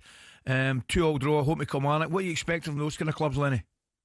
Well, from Hearts, with no European football, I expect them to be right up there. Yeah. Particularly in the sort of first part of the season. Hibs have been excellent under David Gray since January, so you know they're in a good place. Aberdeen are a worry for me because they have European football and they've made a poor start, so they're going to be playing Thursday, Sunday, you know, in the next few weeks, and I think they're going to find that difficult. And then I expect, you know, the challenge really to come from, you know, the two Edinburgh clubs at the minute. You know, they've got squad depth, they've had investment, and they've got two managers. Obviously, David Gray's done a great job since he's been at Hibs, but you know, with Derek as well, he knows the Scottish game inside out, and it's you know, he's a top manager. So I expect those two teams to be, you know, in the top 4 or 5 for the majority of the season. I think you're right. What have you got coming up?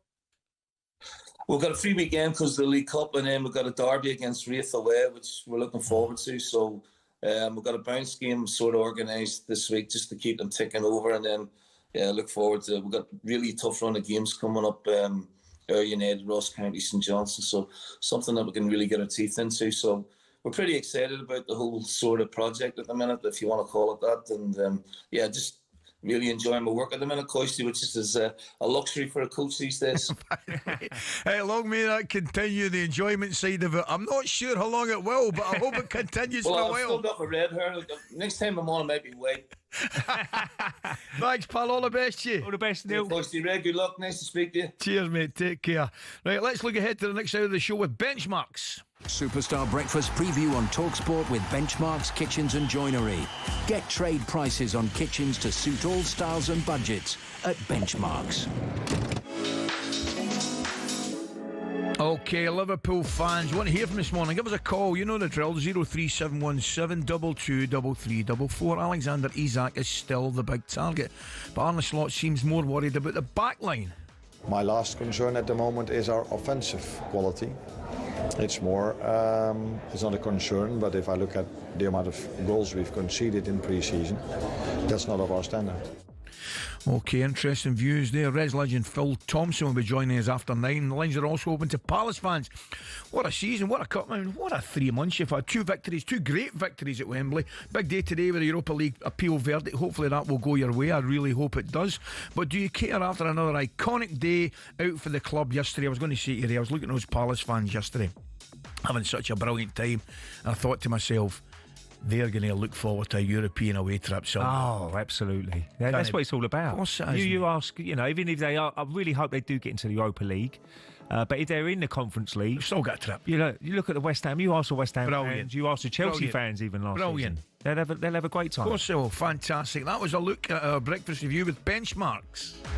Superstar Breakfast preview on talkSPORT with Travis Perkins. With 250 hire branches nationwide, it's easy to hire at Travis Perkins.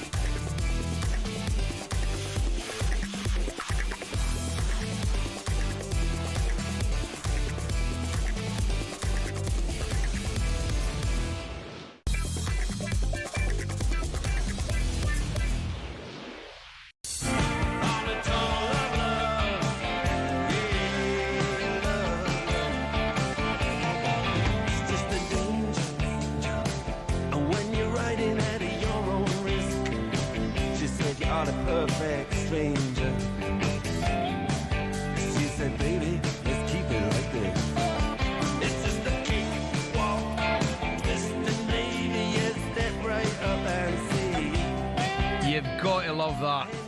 You have got to love that. This is talkSPORT Breakfast with Arnold Clark. Buy a car and opt into Arnold Clark Rewards to enjoy access to great giveaways and everyday perks.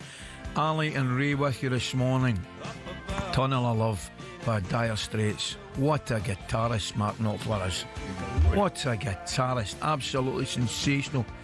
But that's far from the sentiment Mikel Arteta reportedly feels towards the Emirates Stadium tunnel, Ray. Here we go. Since the stadium was unveiled in 2006, Arsenal and their opposition have walked out under a long cover. But that's been missing this pre-season, with Arteta said to have it removed.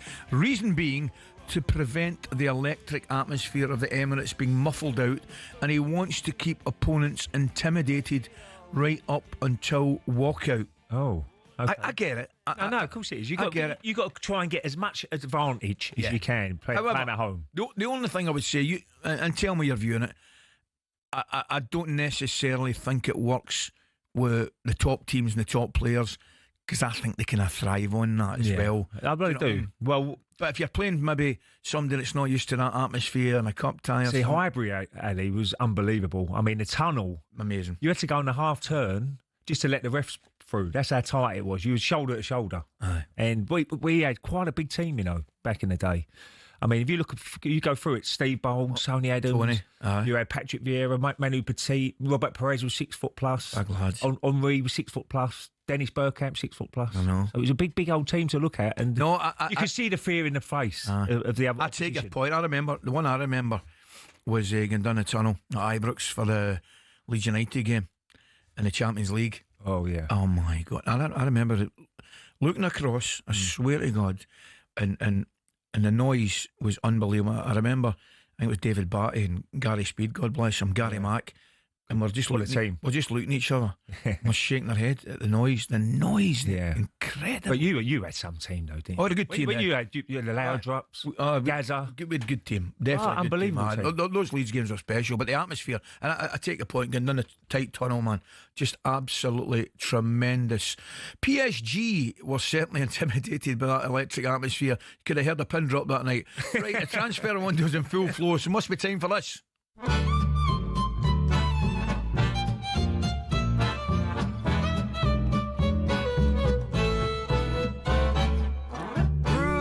Roundup, right here every day. Crookies Roundup, which players are on their way. If an agent's got a story. Hello, Alex Crook. What you got for me? Crookie gets it first. Yeehaw, cowboy! There's a snake in my boot. He gets all the gossip, from the best players to the worst. Of course, it's time for Crookies Roundup. He's the very best. He's the rootinest, tootinest journo in the Wild Wild West. Crookies Roundup. Yeah, I know Buzz from my Bournemouth days, actually. Brilliant. What's he going to do in September? Oh, it's still my favourite. It's still my favourite introduction on the planet. Fantastic. Roundup, all the movers and shakers. He's joining us. He's here. The last time I saw him, he had a cold super bog in his hand. Crookie, good morning. Good morning. What am I going to do in September? Probably see the wife and kids a bit more. You're going to make that bed as well. Look. What's going on there? Yeah, that's a bomb. That's a shambles that behind you. Look at that. That's a bomb site there. You can't come on the radio and live on telly as well with a bomb site behind you, Crookie. I'm just taking you behind the inner curtain. I've been working all morning, speaking to agents, trying to get stories. I've not had time to go to bed. Good answer. We'll let you away with it. What's happening, mate? What have you got for us? How about Newcastle? Start there. Yeah, obviously been a tough summer so far, but there does seem to be a little bit of light at the end of the tunnel in terms of Malik Toure, a defender from AC Milan. They agreed a fee over the weekend. I think it's a deal worth around £35 million. He's to undergo a medical, and I think they do need cover in that area. Obviously, there's been a lot made about their attacking options. Will Alexander Isak still be a Newcastle player come the end of the window? Can they get Johan Wissa and maybe one other forward over the line? But defensively, as good as he is, Sven Botman does have a history of picking up injuries. And bearing in mind they're competing in the Champions League next season and obviously domestically as well, that they certainly needed cover at the back. What does it mean for Mark Gahey? Well, there was a lot of talk towards the back end of last week that Newcastle were back at the table for the Palace defender. As far as I'm told, that isn't the case at this moment in time, and they aren't revisiting their interest in Gay from a year ago. Where do you think he'll end up, Gay? If Steve Parish has more or less come out and said, look, if he's not going to sign a new contract, we have to sell. Of course they do. Where do you see him? Would it be a Liverpool? Would it be a Chelsea? Well, I think it's all well and good Steve Parish saying that, but I think he has to be realistic, because speaking to a couple of clubs who might be willing to sign Mark Gay, at the moment they're telling me that what Palace are asking for doesn't really equate to the fact this player has only got a year left on his contract. So I think if he is to go this summer, then Palace will have to lower their asking price. Chelsea at the moment are looking in-house in terms of Levi Colwill replacements. I think Renato Vega, who was going to go out on loan, may well stay now and perhaps get the opportunity to play in the first team. In terms of Liverpool, again, watching them at Wembley yesterday, there was a moment in the first half, I think it was, when Konate had a bit of an eye issue. And I thought, well, they haven't got anyone on the bench to come and replace him, really. It would have been Wataru Endo coming on at centre-half. Gravenberch has played there as well because Joe Gomez is injured. That no Conor Bradley as well, who could have been an option. So they need someone, but I don't see them paying Palace's asking price for Mark Gay. At the moment, Ray, I think it's probably more likely that Gay stays and takes his chances as a free agent at the end of the season, which is not a great scenario for Palace. No, it's not. Craigie, before I move on to things, Spurs and perhaps Everton, just a quick one. If you're a betting man, does Isak play with Newcastle this season? I think it's tough. And do you know why I think it's tough? I think, there's a lot of Newcastle fans who've been alienated by his antics this summer. And also, having known Eddie Howe and worked fairly closely with him for a number of years, I look at his demeanour in press conferences and what he's saying, and I can tell that he's quite hurt by what Alexander Isak has done. So I think it's a long way back, and I do think Liverpool are still lurking. Interestingly, speaking of Virgil van Dijk after the game yesterday, I said to him, well, you've got a lot of attacking options. Yeah. And he immediately bit back and said, have we? You know, we've lost Darwin Nunez, we've lost Diaz. I get the sense that he really wants them to sign Alexander Isak. Crookie, I know it's only when I say it's only a Community Shield game, it's still probably classified a pre-season game. But the difference in Liverpool, when they took Ekitike off and didn't have a recognised kind of man through the middle, I thought it was pretty evident. And people forget, Crookie, I was saying to Ray, they've lost some forwards and they've lost a lot of goals in their team. Yeah, they have. And, again, looking at their bench yesterday, I know they've got injuries, as I've already alluded to. Gravenberch wasn't available because he'd just become a dad the day before. But they didn't have loads of options coming off the bench either. But they've got 23 days, 22 days, I think, of the window left. I do expect them to try and bring in a centre-half. And I think this Isak story is not going away. I think it will run and run. The fascinating aspect of it, of course, is second game of the season, Newcastle, Liverpool. Who will Isak be playing for and what will the atmosphere be like there? Yeah, and Crookie, in the papers today, looks like Jack Grealish could possibly be going to Everton, which would be a fantastic signing for Everton's point of view. And it's a big season for a lot of players because of the World Cup coming up. And Jack will still be in Tuchel's plans, maybe, if he can get a regular basis, or play on a regular basis. It could be a big year for Jack. Absolutely. And I think he's a player that Thomas Tuchel admires, but like all the England players hoping to be on the plane, they need to be playing regular first-team football in the Premier League. We've been speaking about Jack Grealish and Everton for a couple of weeks now. I mentioned last week that Manchester City ideally wanted his wages covered in full to allow him to go out on loan. Those are the negotiations, I understand, that are taking place between City and Everton, because obviously £300,000 a week would smash their pay structure. But I think what's quite key here is that Jack Grealish is open to the move to try and relaunch his career. Had a frustrating end to the season. And you're right, after bemoaning their lack of activity, I think Everton are kicking into gear now. I've got no problems, no issues in terms of relegation when it comes to Everton. I think they will do some good business between now and the end of the window. On the subject of Manchester City and possible departures, we can confirm on talkSPORT that Tottenham have held talks over a move for Savinho. Now, at the moment, Manchester City's stance is that he's not for sale, and certainly it would take more than the £50 million that's being quoted in some reports this morning, I think, for them to change that stance. But Tottenham need bodies in as well, don't they? Because Ange Postecoglou was telling us last season their squad was like when they were only playing in the Europa League. Yeah. Now they're in with the big boys in the Champions League. Brilliant, Craigie. Thanks for your time. We're going to let you go because you're going to be busy with a bit of housekeeping behind you here. We're going to let you go on with that, mate. Do a bit of hoovering as well. Take care. Thanks, Paul. Coming up, we're turning our attention back to... Well, that's a shambles, that bed. Eh? I mean, it might have made the bed. You always got to make your bed. Attention back to Liverpool. So Ray Parlour and Adrian Durham both think Arsenal will win the title over the Reds. Does Liverpool legend Phil Thompson agree? You're going to find that out next.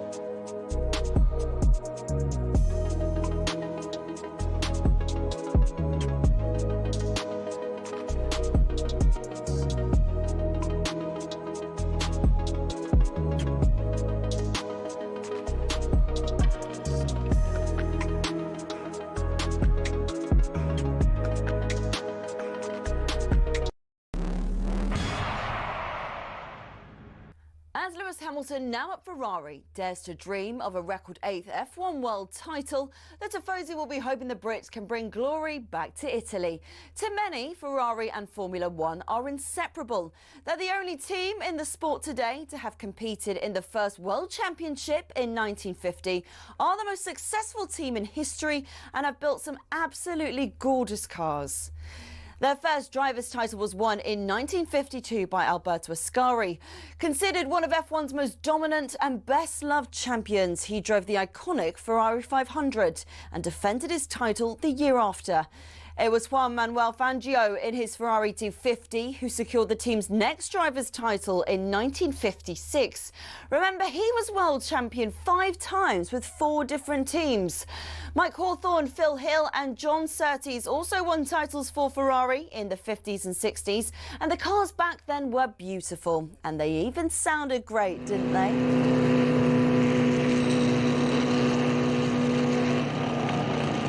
Anyway, Ferrari went 11 years without winning a title until Niki Lauda won in 1975 in the iconic 312T.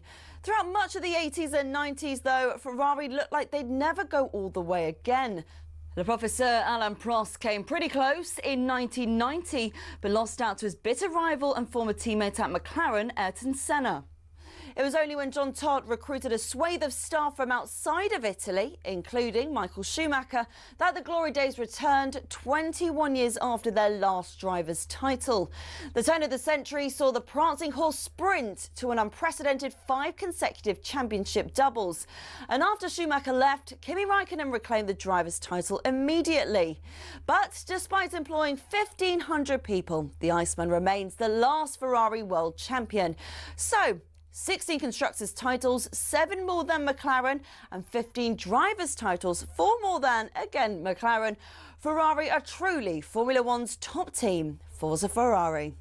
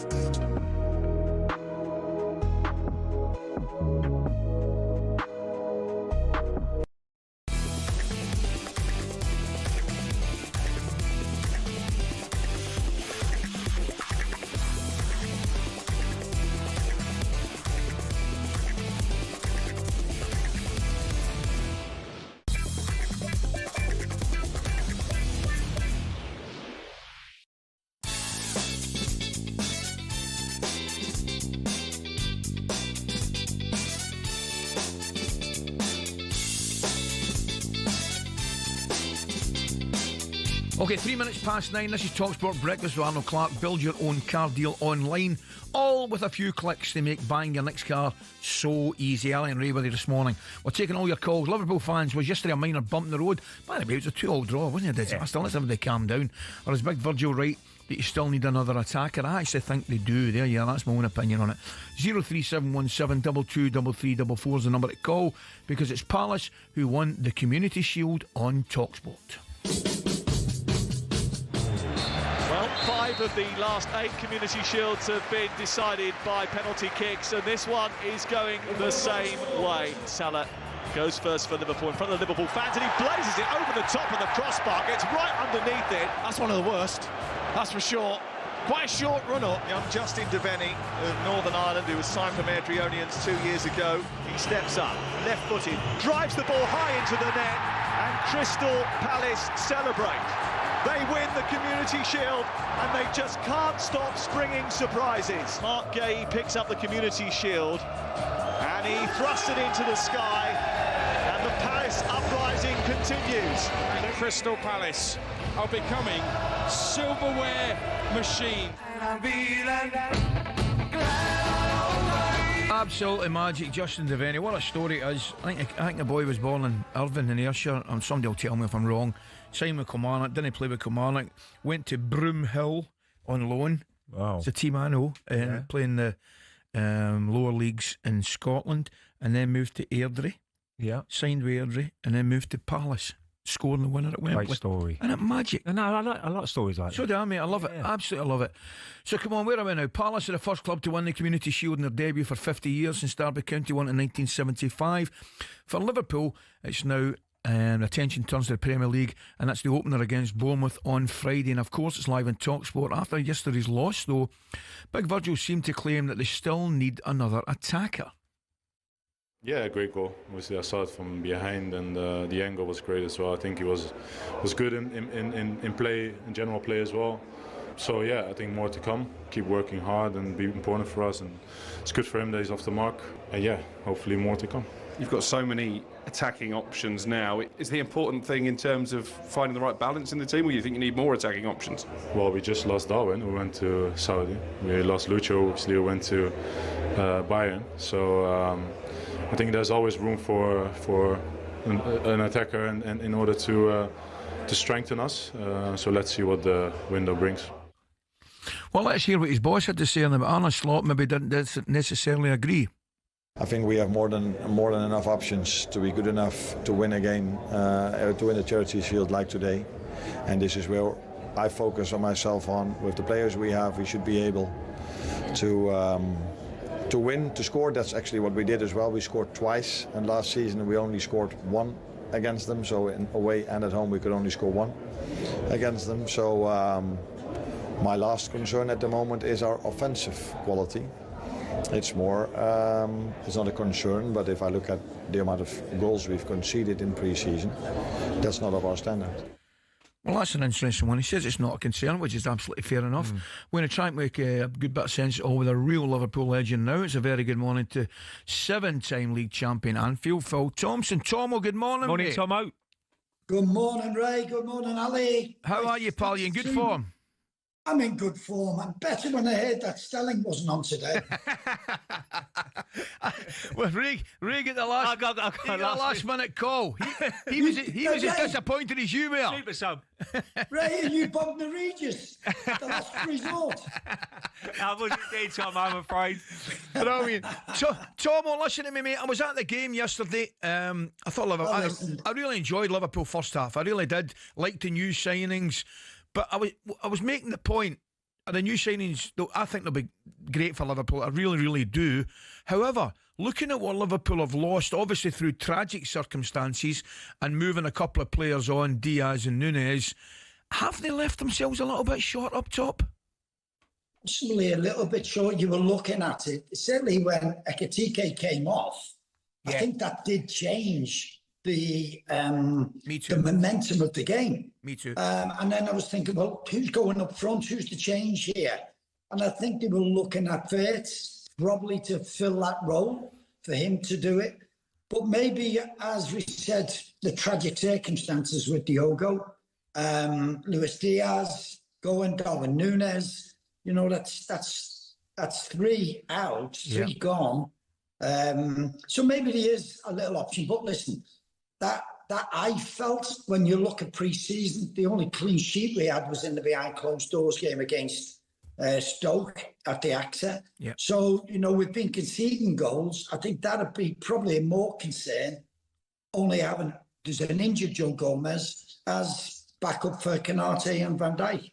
Yeah, I think that's where probably we'd be looking, a centre-half. I think Van Dijk, he said, look, we've got to get that right at the back. And you know, Tomo, you played in some top sides yourself and played some great centre-halves. I mean, you've got to have a solid base, haven't you? It's good getting attacking players, but you always got to have that solid base if you're going to be champions and go on to try and win Champions Leagues and all that sort of stuff. Yeah, it's maybe it's not just comes from the sort of centre-backs or even the back four. It comes from the ones in front, and we had Curtis there yesterday, and Dominic Szoboszlai, and maybe McAllister and Gravenberch have got to come in there. Yeah. So that will strengthen it, I would think. So it's protection sometimes in front of the back four, which counts. But I've no doubt we do need strengthening. I know Arne Slot has said we've got Robbo there who can fill in. Endo's always does a good job, but they're not proper centre-backs. So I would imagine maybe we'd be looking at a signing at least as backup for the 2 centre-backs. What about other positions? I thought Frimpong in the first half particularly, Tom will look really lively getting forward. Kerkez, did a good job at left back. But we're having a laugh there, we were talking about it. I still expect Robbo to play a big part this season. Well, it's going to be interesting, isn't it? Because we've got Tsimikas, Robbo and Kerkez. And you would think, obviously, Kerkez has just been brought in. Robbo or Tsimikas, are they going to sort of be happy playing second fiddle? Robbo, from what I believe, has been made vice-captain. So you'd imagine that they've had a conversation. Is he going to go? So that's going to be an interesting one. But Robbo's got great character about him, and that's what you need. He won't be taking the Kerkez position lightly. He'll be wanting to fight for it, and that's what you want. You want good backup. But I just think we did look so good yesterday, particularly in the first half. And I think we just lost momentum in the second half. Maybe the fitness levels at this moment is not right. And as we know, you're always geared up for the very first game, which is Bournemouth on Friday. Tomo, is Arsenal the nearest challengers this year to Liverpool? Or do you see Chelsea having a season, or Man City coming back? Well, City with their 45 players, sorry, not City, Chelsea with their 45 players. They've always got they're looking good. Yeah. They dwell in that World Club Championship Club Cup that they played in, and I just think that they could have a big influence. They had a good start last season, if you remember. Yeah. But listen, I wouldn't write off Man City. I think they'll be hurting from last season, what happened. But they're still trying to juggle with good players gone, and bringing new players in. I might be wrong, Tomo. I just think that World Club Championship will have a little bit of an effect on City and Chelsea at some point during the season. Well, Chelsea, as I said, with all their players, at least they've got a lot to pick from. With Man City, it could, and as we know with players, it is a difficult time. They do have big squads, but there's no good moaning about it. You've got to get on. But it'd be interesting to see those last 3 months of the season, how those teams, if they're still in with a charge. Brilliant, Tomo, mate. We're in for a smashing season. I'll pass your best wishes on to Jeff. How does that sound? To Shorty. Thanks, mate. We're in for a great season. Cheers, Ray. Thanks for joining us, pal. Ray. Cheers, Ali. Take care, mate. Good luck, mate. It's 9:13. We're going to take a short break. Stay with us.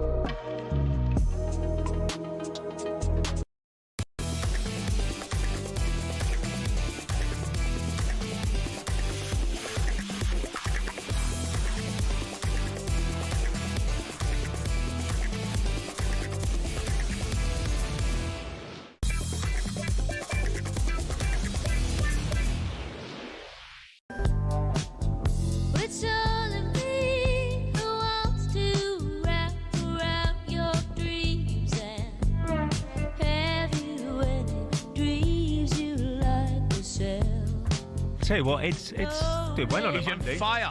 Oh, he's not like this on a Friday. No, the man's on fire this morning. He knows I love my music. Fleetwood Mac, brilliant. Oh, tremendous. Different cast this song. One of the greatest albums of all time. I need to reply to a message here. Jamie's on, he's digging us up.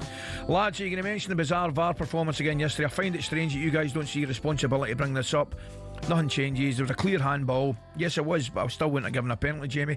And Alisson was off his line for one of the penalty saves. Yes. And I did mention it, Jamie. He was off his line, and I think you've got to have 1 foot on the line. Yeah. And I agree with you totally, and there wasn't a lot made of it. So it's a fair point there. However, I still didn't think it was a penalty. I didn't think it was an intentional handball. Now, a story we spotted in the papers this morning, and it could be good news for the snorers among us.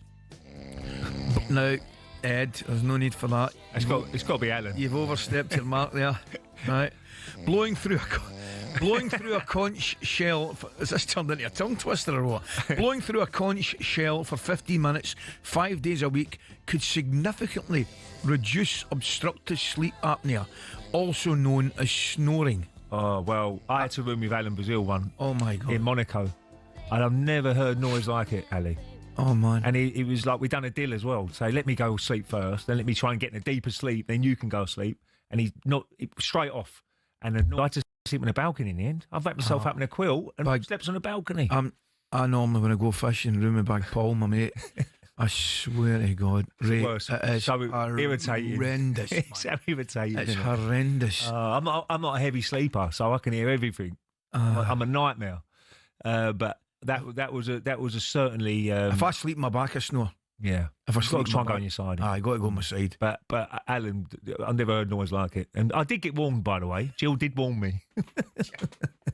I thought I had my own room when I got to Monaco. Sleep in a different house. But Alan's top man. You'd need to sleep in a different postcode. If you want to eat sleep. Oh man! Now this Saturday, 2 British heavyweights meet in the ring over in Saudi, and again it's live on talkSPORT.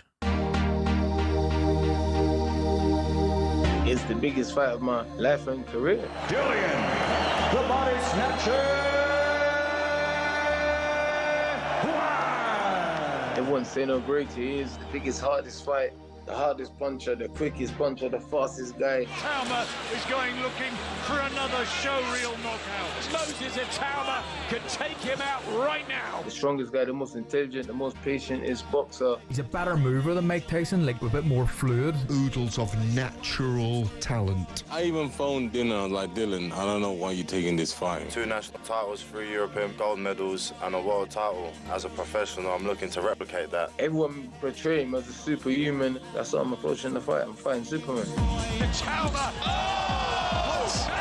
If he can beat Dylan White, then it's certainly the real deal. Dylan White is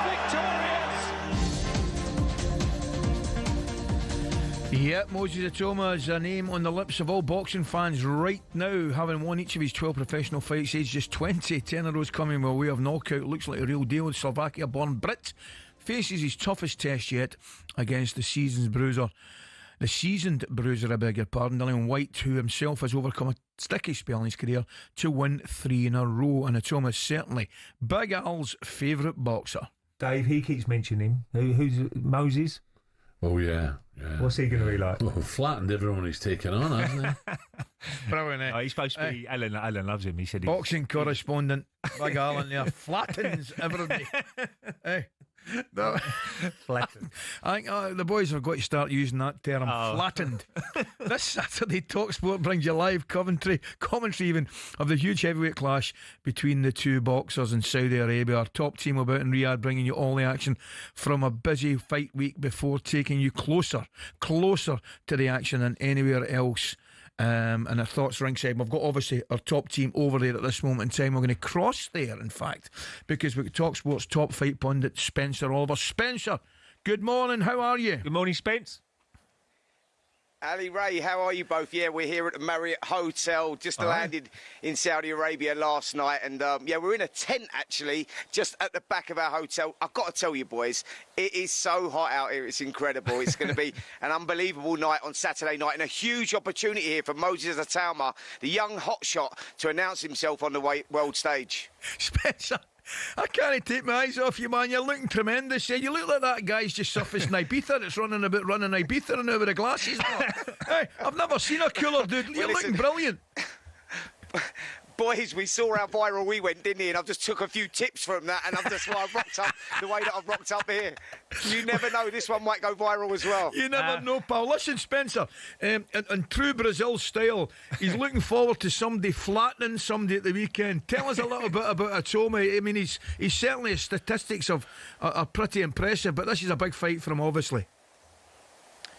They are. Look, this young man is only 20 years of age, and the comparisons to him and a young Mike Tyson are there, and they're real. You know, Moses Atauma is a kid that grew up watching Nazim Hamid. He's a southpaw, he's slick, he's very heavy-handed, quick on his feet and dangerous. We've seen the way he's been taking his opponents out in recent times. In his last 8 contests, he's only gone 11 rounds. Can you believe that? Yeah. So where is the ceiling for this young man? And he goes in now against the world-class, we must say it, Dillian White. This is a huge gamble from Frank Warren's side to take Dillian White, who's a very live opponent. Look, Dillian knows at this stage of his career a loss would pretty much spell the end, and he's in great shape. He's down at weight as well. This is a fantastic contest. What are you thinking? What's your gut feeling, mate?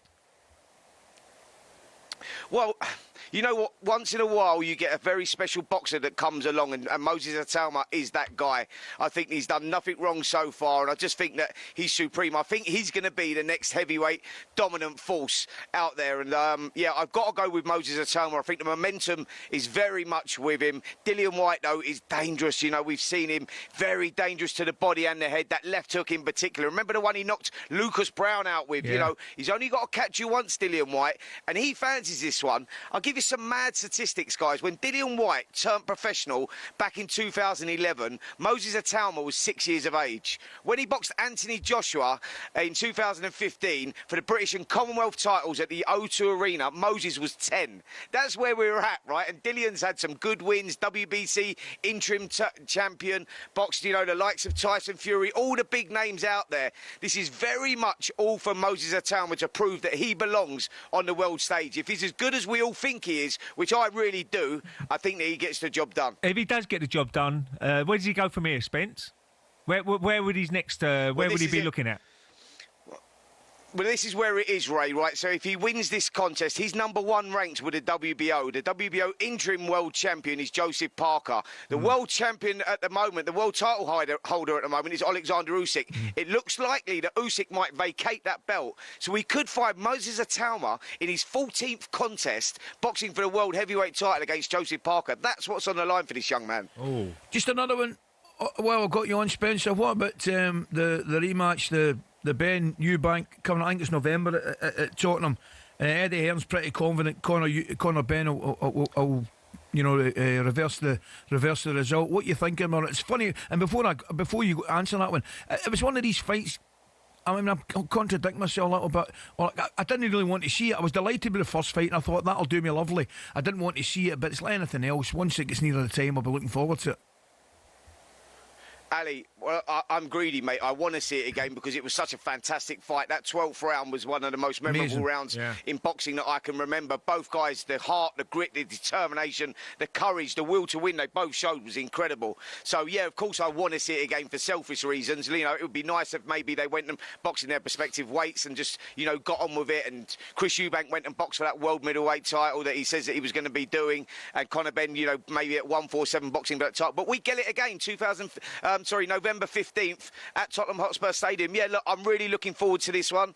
I think that we've got the same restrictions in place as the last one, the rehydration clause, etc., etc., etc. So who does that favour? You know, Chris Eubank Jr. coming down in weight. We know he struggles at 160 now, but Conor Benn is jumping up 2 weights. Fantastic fight, and I think they take off from where they left off. Spencer, you can't kid me on. See when you walk outside that tent and that tent goes away, you're in Ushuaia in Ibiza. Where's Calvin? Come off here. I'm going to jump in the pool. He's going to see Calvin. You're going to see Calvin Harris. Man. I'm all over it. Listen, enjoy, mate. We're just warming up, boys. We're just warming up. Don't worry. Enjoy it, pal. Take care. Cheers, Spence. Yeah, cheers, guys. Brilliant, mate. Big thanks to Ibiza final boss Spencer Oliver there. Don't forget that fight is like that's what he looked like, man. I know, it's brilliant. I swear to God, that was brilliant. It's live and exclusive in talkSPORT. Coming up, Scott McTominay is the first Scotsman to be nominated for the Ballon d'Or since when? When do you think that was? It's got to be the 80s, isn't it? Aye, it is, mate. Yeah, he's a good player, the other guy. Oh, he was different class. I'll tell you right now. I'll give him advice now to be gracious in defeat.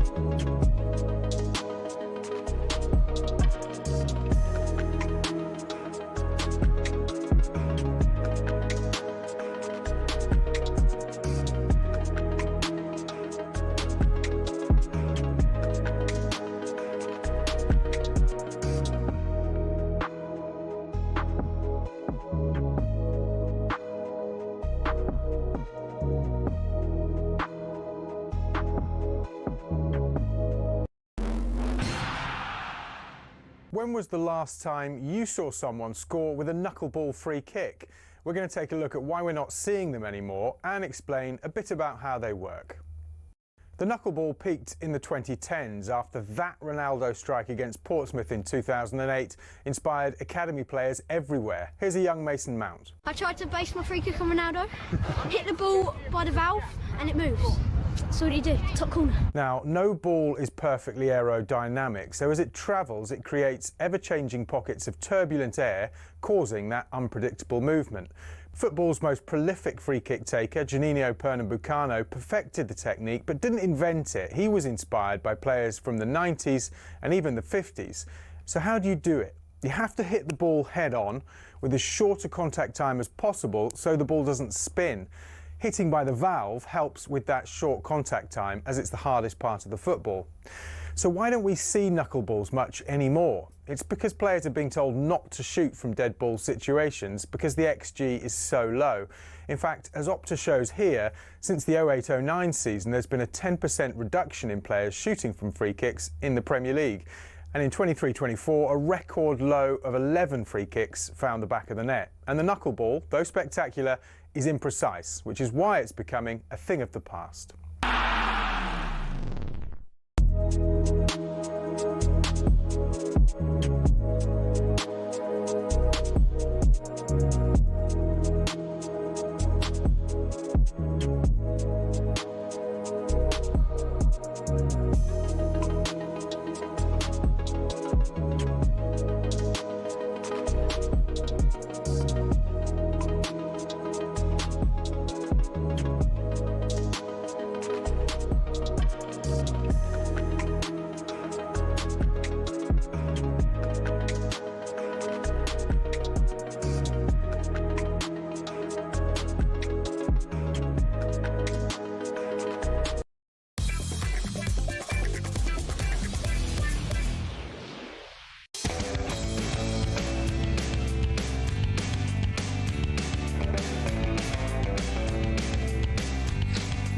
Okay, 9:31 on Monday, August the 11th. This is talkSPORT Breakfast. Ali and Ray have been with you for 3.5 hours. We're in the home straight, my old son. Quick one. Here we go.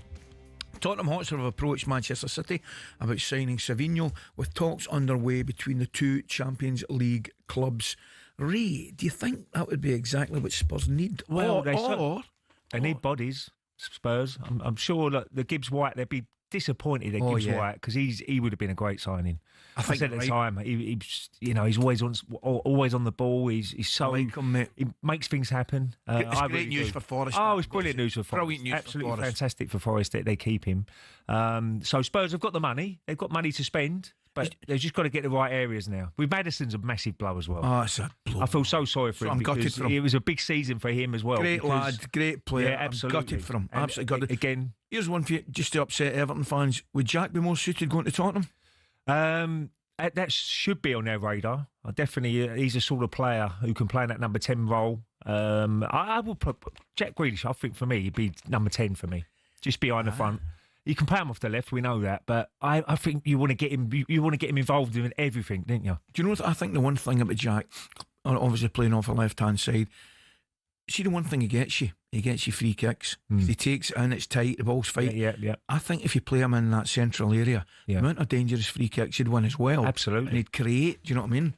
But there's so many teams that really need bodies through the door. We mentioned it earlier. West Ham, they need a couple of more signings. Absolutely. Spurs, a couple have been really quiet, haven't they? Spurs, they're in that Champions League next year as well. And the format now. There's a lot more games, so you need more players. So I think look, it's going to be interesting the last 20 days of the window to see who makes the moves and whatever. But a few clubs will be waiting, and the supporters will be waiting for new signings, and Spurs are certainly one of them, and so are West Ham. 100%, mate. Okay, there's a special announcement we make. Ed, can you play it up, please, the music? I just want to tell you how I'm feeling. Gotta make you understand. Never gonna give you up. Never gonna let you down. Never gonna run around and desert you. Never gonna make you cry. What a song. Rick, what a song. 1987. May seem... what are we talking there? Oh my God, I was going to say 28, 29... 30. 30? 30. 25. No, it's more. It's nearly 40. No. Yeah, 38. Oh, that's out of order. Rick Astley, We're Never Gonna Give You Up was the top selling song. Movies like Predator, great movie. Lethal Weapon, loved it. Full Metal Jacket, loved it, were released. Margaret Thatcher was ruling the country, and it was the last time that a Scotsman was nominated for the Ballon d'Or. It was. What a player he was too. Yeah, what a player. He finished that year and tied 21st after receiving 2 votes. Just narrowly missing out on the title after Ruud Gullit pipped him when Rude picked up 106 points. Oh, So he Rude. beat me with 104. Well, that's not bad, Ali. I mean, just to be involved in. And to be fair, your name involved in it is a real honour. So you should be very proud of it. He had a good year. Rude was different class. He's barring it. Who was he? AC Milan. He's He got did Milan, wasn't he? And by the way, what a team What a that player. was. Rijkaard, Van Basten. What about Van Basten? Van Basten. I loved him. That volley. That famous volley. Remember? Brilliant. Against Russia, wasn't it? In the There's some great players, isn't there? When you look at Koeman. The De Boer brothers were different class. Yeah, De Boer brothers. Superb. Jan Wouters. Yeah. Perfect. Then you had, later on, Edgar Davids. Oh, what a player. Edgar Davids. Kluivert. Oh, Kluivert, Patrick Kluivert. Cocu. Yeah. There was some brilliant Philip Cocu, tremendous. But all that changed after Scott McTominay even received a Ballon d'Or nomination this week. Now, got a bit of advice from him. What a season he had, eh? He was brilliant. I've just got a little bit of advice for Scott. You know, I must have spent about 4 or 5 hours in my speech. Right? Don't bother doing that, Scott. Right? My speech, Scott, never came out my pocket. Right? In fact, it's still in Still the got jacket. it. Still in the jacket. It really is still in the jacket. No, seriously, he's had a fantastic season. Do you know what I like about him as well? He looks like he loves a little bit of fun. Every time I saw him, life. He's enjoying. He's got a nice cigarette in his mouth. The Italians, he's got used to their culture. Ray, he loves life. Yeah, absolutely. And if you can't after a season like that, enjoy yourself. What a season! He must. Right. I think he must have been pinching himself. Obviously, leaving United, he might not want you to do it. It's a big gamble. Automatically, a lot of people would think you leave United that it's downhill. Far from it in his case. Far from it. He's went there. He's been an absolute star alongside wee Billy Gilmore. Yeah, Billy Gilmore. Picked up that title. His goals have been important. De Bruyne is there next year. Oh, aye. And boy, do they love him. They love... Well, we all know Maradona's the main man. Governor. Yeah, absolutely. But I'm sure now Scott will have certain bits on certain walls of his... Yeah. It'd always be known now, because that title win was unbelievable, wasn't it? It's funny, Ray, because... Fantastic, from Napoli's point of view. It was amazing. I think, if memory serves me correctly, I think Inter Milan, to a certain degree, blew it a little bit. I think they lost a goal maybe in their second last game in the 93rd, 94th minute. But all came down to the kind of last game. And I'm looking forward to seeing them, obviously, in the Champions League. It's a place, believe it or not, I've never been. And I'm dying to go. I'd love to go, because the atmosphere. I bet you it's unbelievable. I've never been to Napoli. I never played at the stadium itself, but the passion of the fans is amazing. I go back and I think you can still see Maradona. Oh, but he's chipping it up. I love his warm-up. Bet his warm-up. The warm-up is the best ever. And he's just... He broke my... It's like he's dancing to the... and he's just keeping it up. Man. I know, it's unbelievable. He broke my keep-you-up record in the warm-up. with his shoulders. With laces undone as well. Mate. Laces undone. Mate. What a legend. You seen that one that he does where he batters the ball up in the air and then just keeps batting?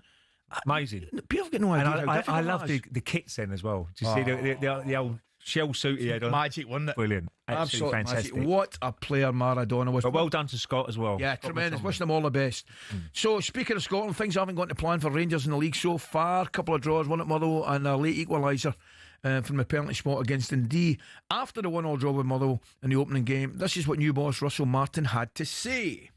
I think we were lucky to get a point. We were nowhere near where we need to be, and I'm extremely disappointed and hurt by that. They were braver than us, they were more aggressive than us. There is a default here. The default is to revert to type, which is when it's going really well, everyone's all in, it's really good. When it's not going well, you protect yourself a little bit, and the self-preservation stuff. So we had 2 men on the pitch today that want to do what they want to do. When you want to just jog around and do what you want to do, there's a big problem. So some of them have to drop their ego. There we go. And following that draw, Rangers had a brilliant result in Europe, 1-3-1 at home against Victoria Pleasant on the first leg of the Champions League victory. Didn't qualify out too well.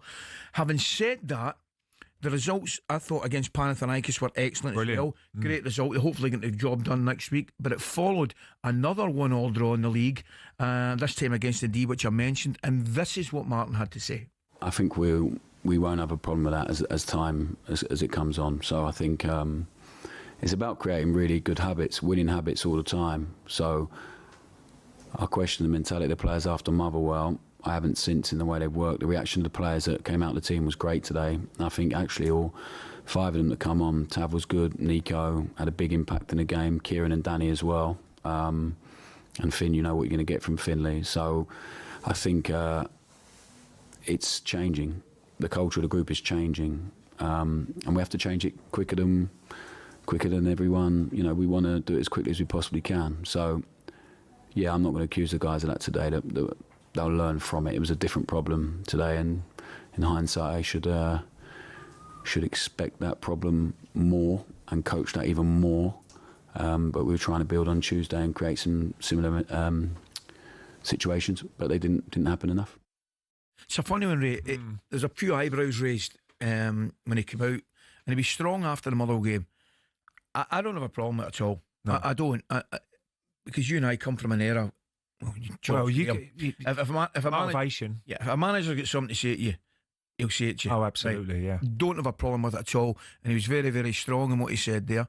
So he's early in the job, and he's made his intentions clear. He's made his expectations clear, and that's absolutely fine. Absolutely fine. But where I think, and we Neil got it absolutely spot on. Yeah. Absolutely spot on. Coming back and handling the pressure of winning games that you're expected and need to win if you're going to win titles. Absolutely. Now, you got to balance it, and I will balance it, because Motherwell, particularly in the second half against Rangers, were very, very good. And Russell Martin was absolutely spot on what he said there. They more than deserved the point. They were more aggressive. They were better. And then at the weekend against Dundee, first half not good, and you're ending up, I know they got a goal disallowed there, so it was just offside, but they equalised with a penalty. It's strange, but a lot of players, that maybe new players that come to the club, would maybe think a draw away at Motherwell's not a disaster. But that psyche, you know, that mental strength and attitude has to change immediately. Because you might have come from a club where an away draw might be a good result, but you come to a club in a league where you're expected, and it's just short of a disaster if you don't win. Well, so how difficult do you think it is to change a mentality? You've got to have leaders in the dressing room. I mean, Arsene Wenger hardly had to say anything. Yeah. We knew when people ain't doing their jobs and they're letting the team down, and they get told, you liven up. And I think that's how, I think the most of the foreign guys who come over knew how important every single game is, Ali. And you're totally right there, because sometimes, it's only that so-and-so, we should just turn up and it's their cup final every single game. 100%. When you're playing Rangers or Celtic, 100%. whoever's playing them is their cup final. Yeah. They want to put one over on Rangers or Celtic. So you've got to be, it only takes 3 or 4 players don't fancy it. And you're in trouble. And you're in trouble, because the 11 you're playing against all fancy it. Yeah. So that's when that's when you need leaders in that pitch. 100%. Not always the manager to sort it out. The one thing, Ray, about Scottish football is clearly it's not, the league is not at the standard of England. Absolutely. Well, financially, but it's full of competitive, honest, good players. Absolutely. That'll work the socks off. Yeah. And if you're not on it, well, that's why you get so many FA Cup third round, especially. Yeah. When there's shocks, because it only takes don't like this, you know, the stadium's a little bit different to what they're used to, and you know, it only takes 3 or 4 players not to turn up, and that's when you get a big shock. Bad day at the office. Bad day at the office, and it seems like a couple of players are going through the motion, maybe for Rangers at the moment, and that needs to change very, very quickly. Very, very quickly. And it needs people in the dressing room to change it as well, not just the manager. No, you're right. It's got to be. Right. I remember my best mate Tony Adams. Yeah. If I weren't doing my job, he would hammer me behind, and you make sure you do it, because I'm letting the team down. I think that's so important. It's a great message you send out, and I don't know if it's the same nowadays. When I look at our dressing room, we had phenomenal captains, whether it was Richard Goff or Terry Butcher, phenomenal captains. But with the greatest respect, you could have thrown the captain band to quite a few to 6 or 7 of them. Absolutely. And I always say that the manager's job really is Monday to Friday.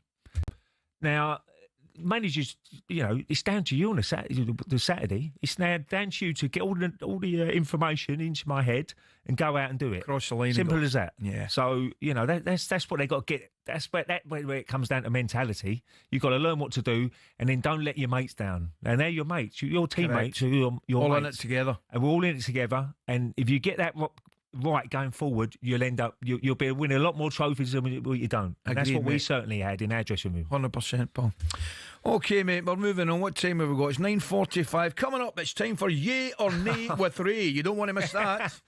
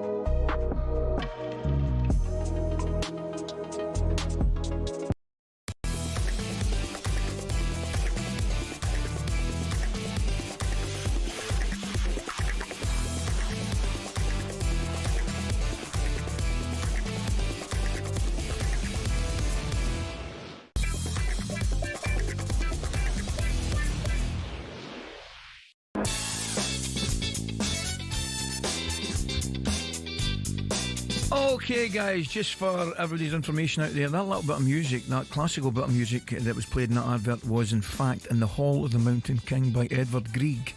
So I've recovered. Bounce back, Ed. You didn't have that? Yes, I'm born in the nation. I don't care if I'm born in the nation. Good knowledge, Ali. I've got to pass that relevant information on.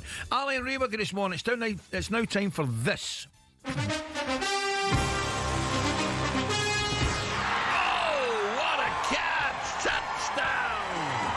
To the end zone, and it's caught for a touchdown. What a play by Topman Holmes.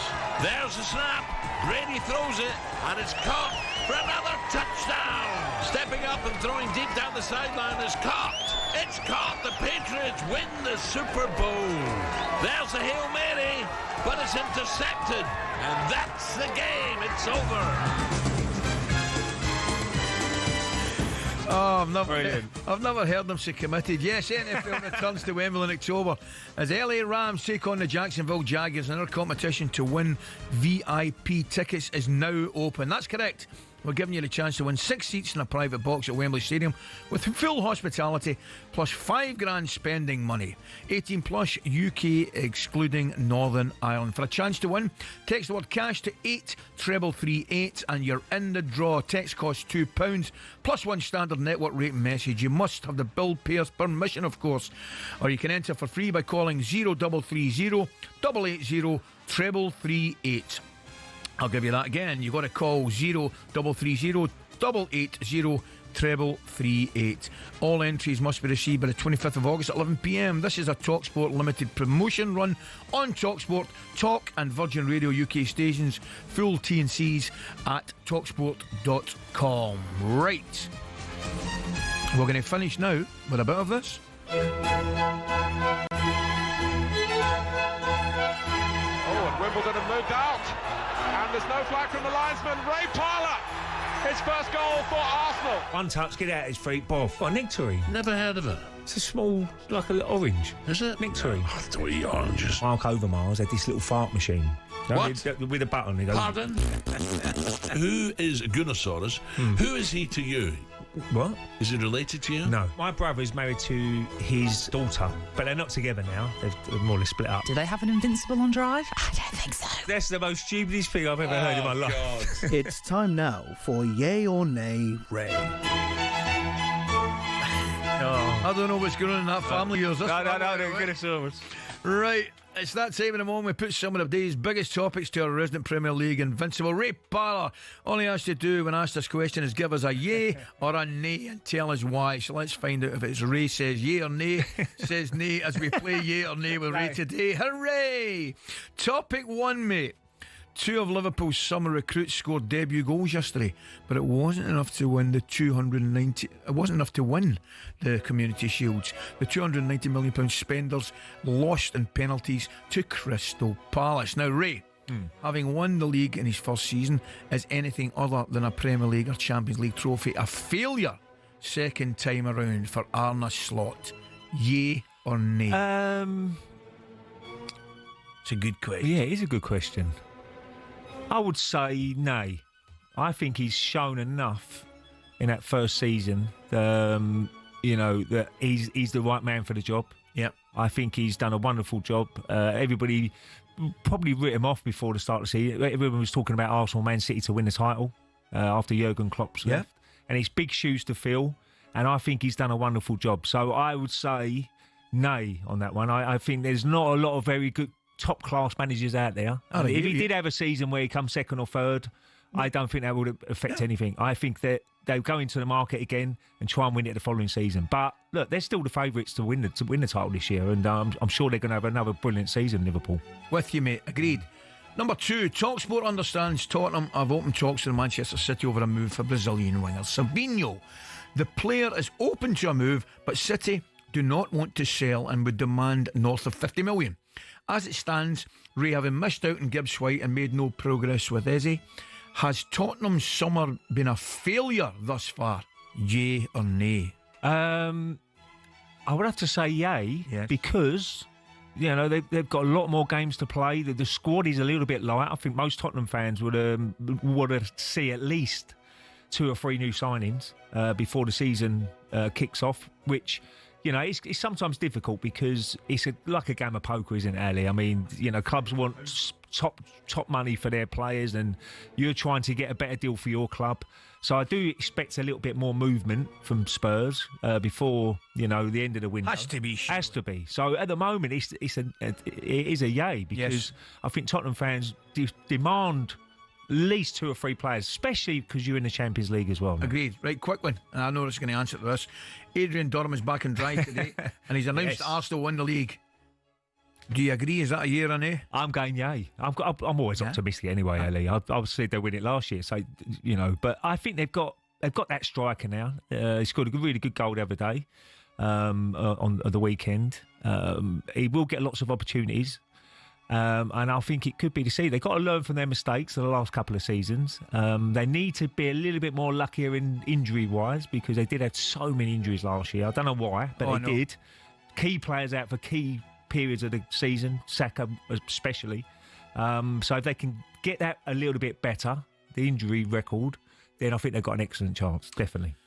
This is my favourite, and I'm dying to know what you think of this. Topic 4. Freddos are in the papers this morning. You know the wee Freddos? Oh, come on. What, sweets? The wee chocolate bar. Oh, I don't really eat chocolate bars, really. I'm not really into them. Go on. No, they are. Freddos. Freddos are in the papers this morning. The creator's daughter has claimed that her father would roll over in his grave, by the way, if he knew how much the chocolate bar now costs. They've gone from 10 pence. I remember them were two bob, 10 pence. It says now to 30 pence. They're more than that. But a W.H. Smith in Carlisle was snapped showing them costing one whole pound. Pound. That's a disgrace. They were honestly, they were 10 pence. The question I'm asking you, should we put a cap on the price of a Freddo at maybe about 20 pence? Yes. All day long. That's it in a nutshell. Yeah. That's it in a nutshell. And every single chocolate bar should be 10 pence. Or whatever it is. 20 pence. Do you remember the old pick and mix and all that back in the day? I loved the pick and mix. I love it. You can see I enjoy a pick and mix. Well, cinema's the best place to have a pick and mix. Man. Popcorn. You're a popcorn man? They've shortened the size of the... See, Mars bars and that. They must be about 2 inches off a Mars bar, and they're up about a pound. The only time I really eat chocolate is Christmas. Yeah. You know when you get the big tubs of sweets and you start eating a few, and you just get to... It's just too easy to eat them, isn't it? Aye. And what is your favourite chocolate bar? Great shout. I don't think you can buy it. You can't beat a bar of whole nut. Whole nut. I like I would have been Galaxy. I don't mind that either. Galaxy. I love a Malteser, by the way. A Malteser as well. Malteser. So you're golfing today, mate? I am indeed, Ali. Enjoy. I think I shot 5 over par last week. That's good golf. So, I've got one in them lucky days. Playing off when you get 8 or 9? 9. Yeah, I was playing off 9 the other day, but I still didn't win.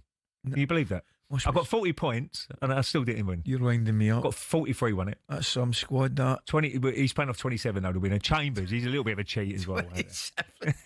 Well, listen, I've loved it this morning. Cheers, enjoyed Ali. the golf, and Really hopefully enjoyed catch up with you soon. It's been a great morning. We're just closing up at 9:58. Jeff, with a bit of luck, will be back tomorrow alongside me in the studio. But up next, it's Jim White, Simon Jordan, and the one and only Martin O'Neill. Thanks for your company this morning, guys.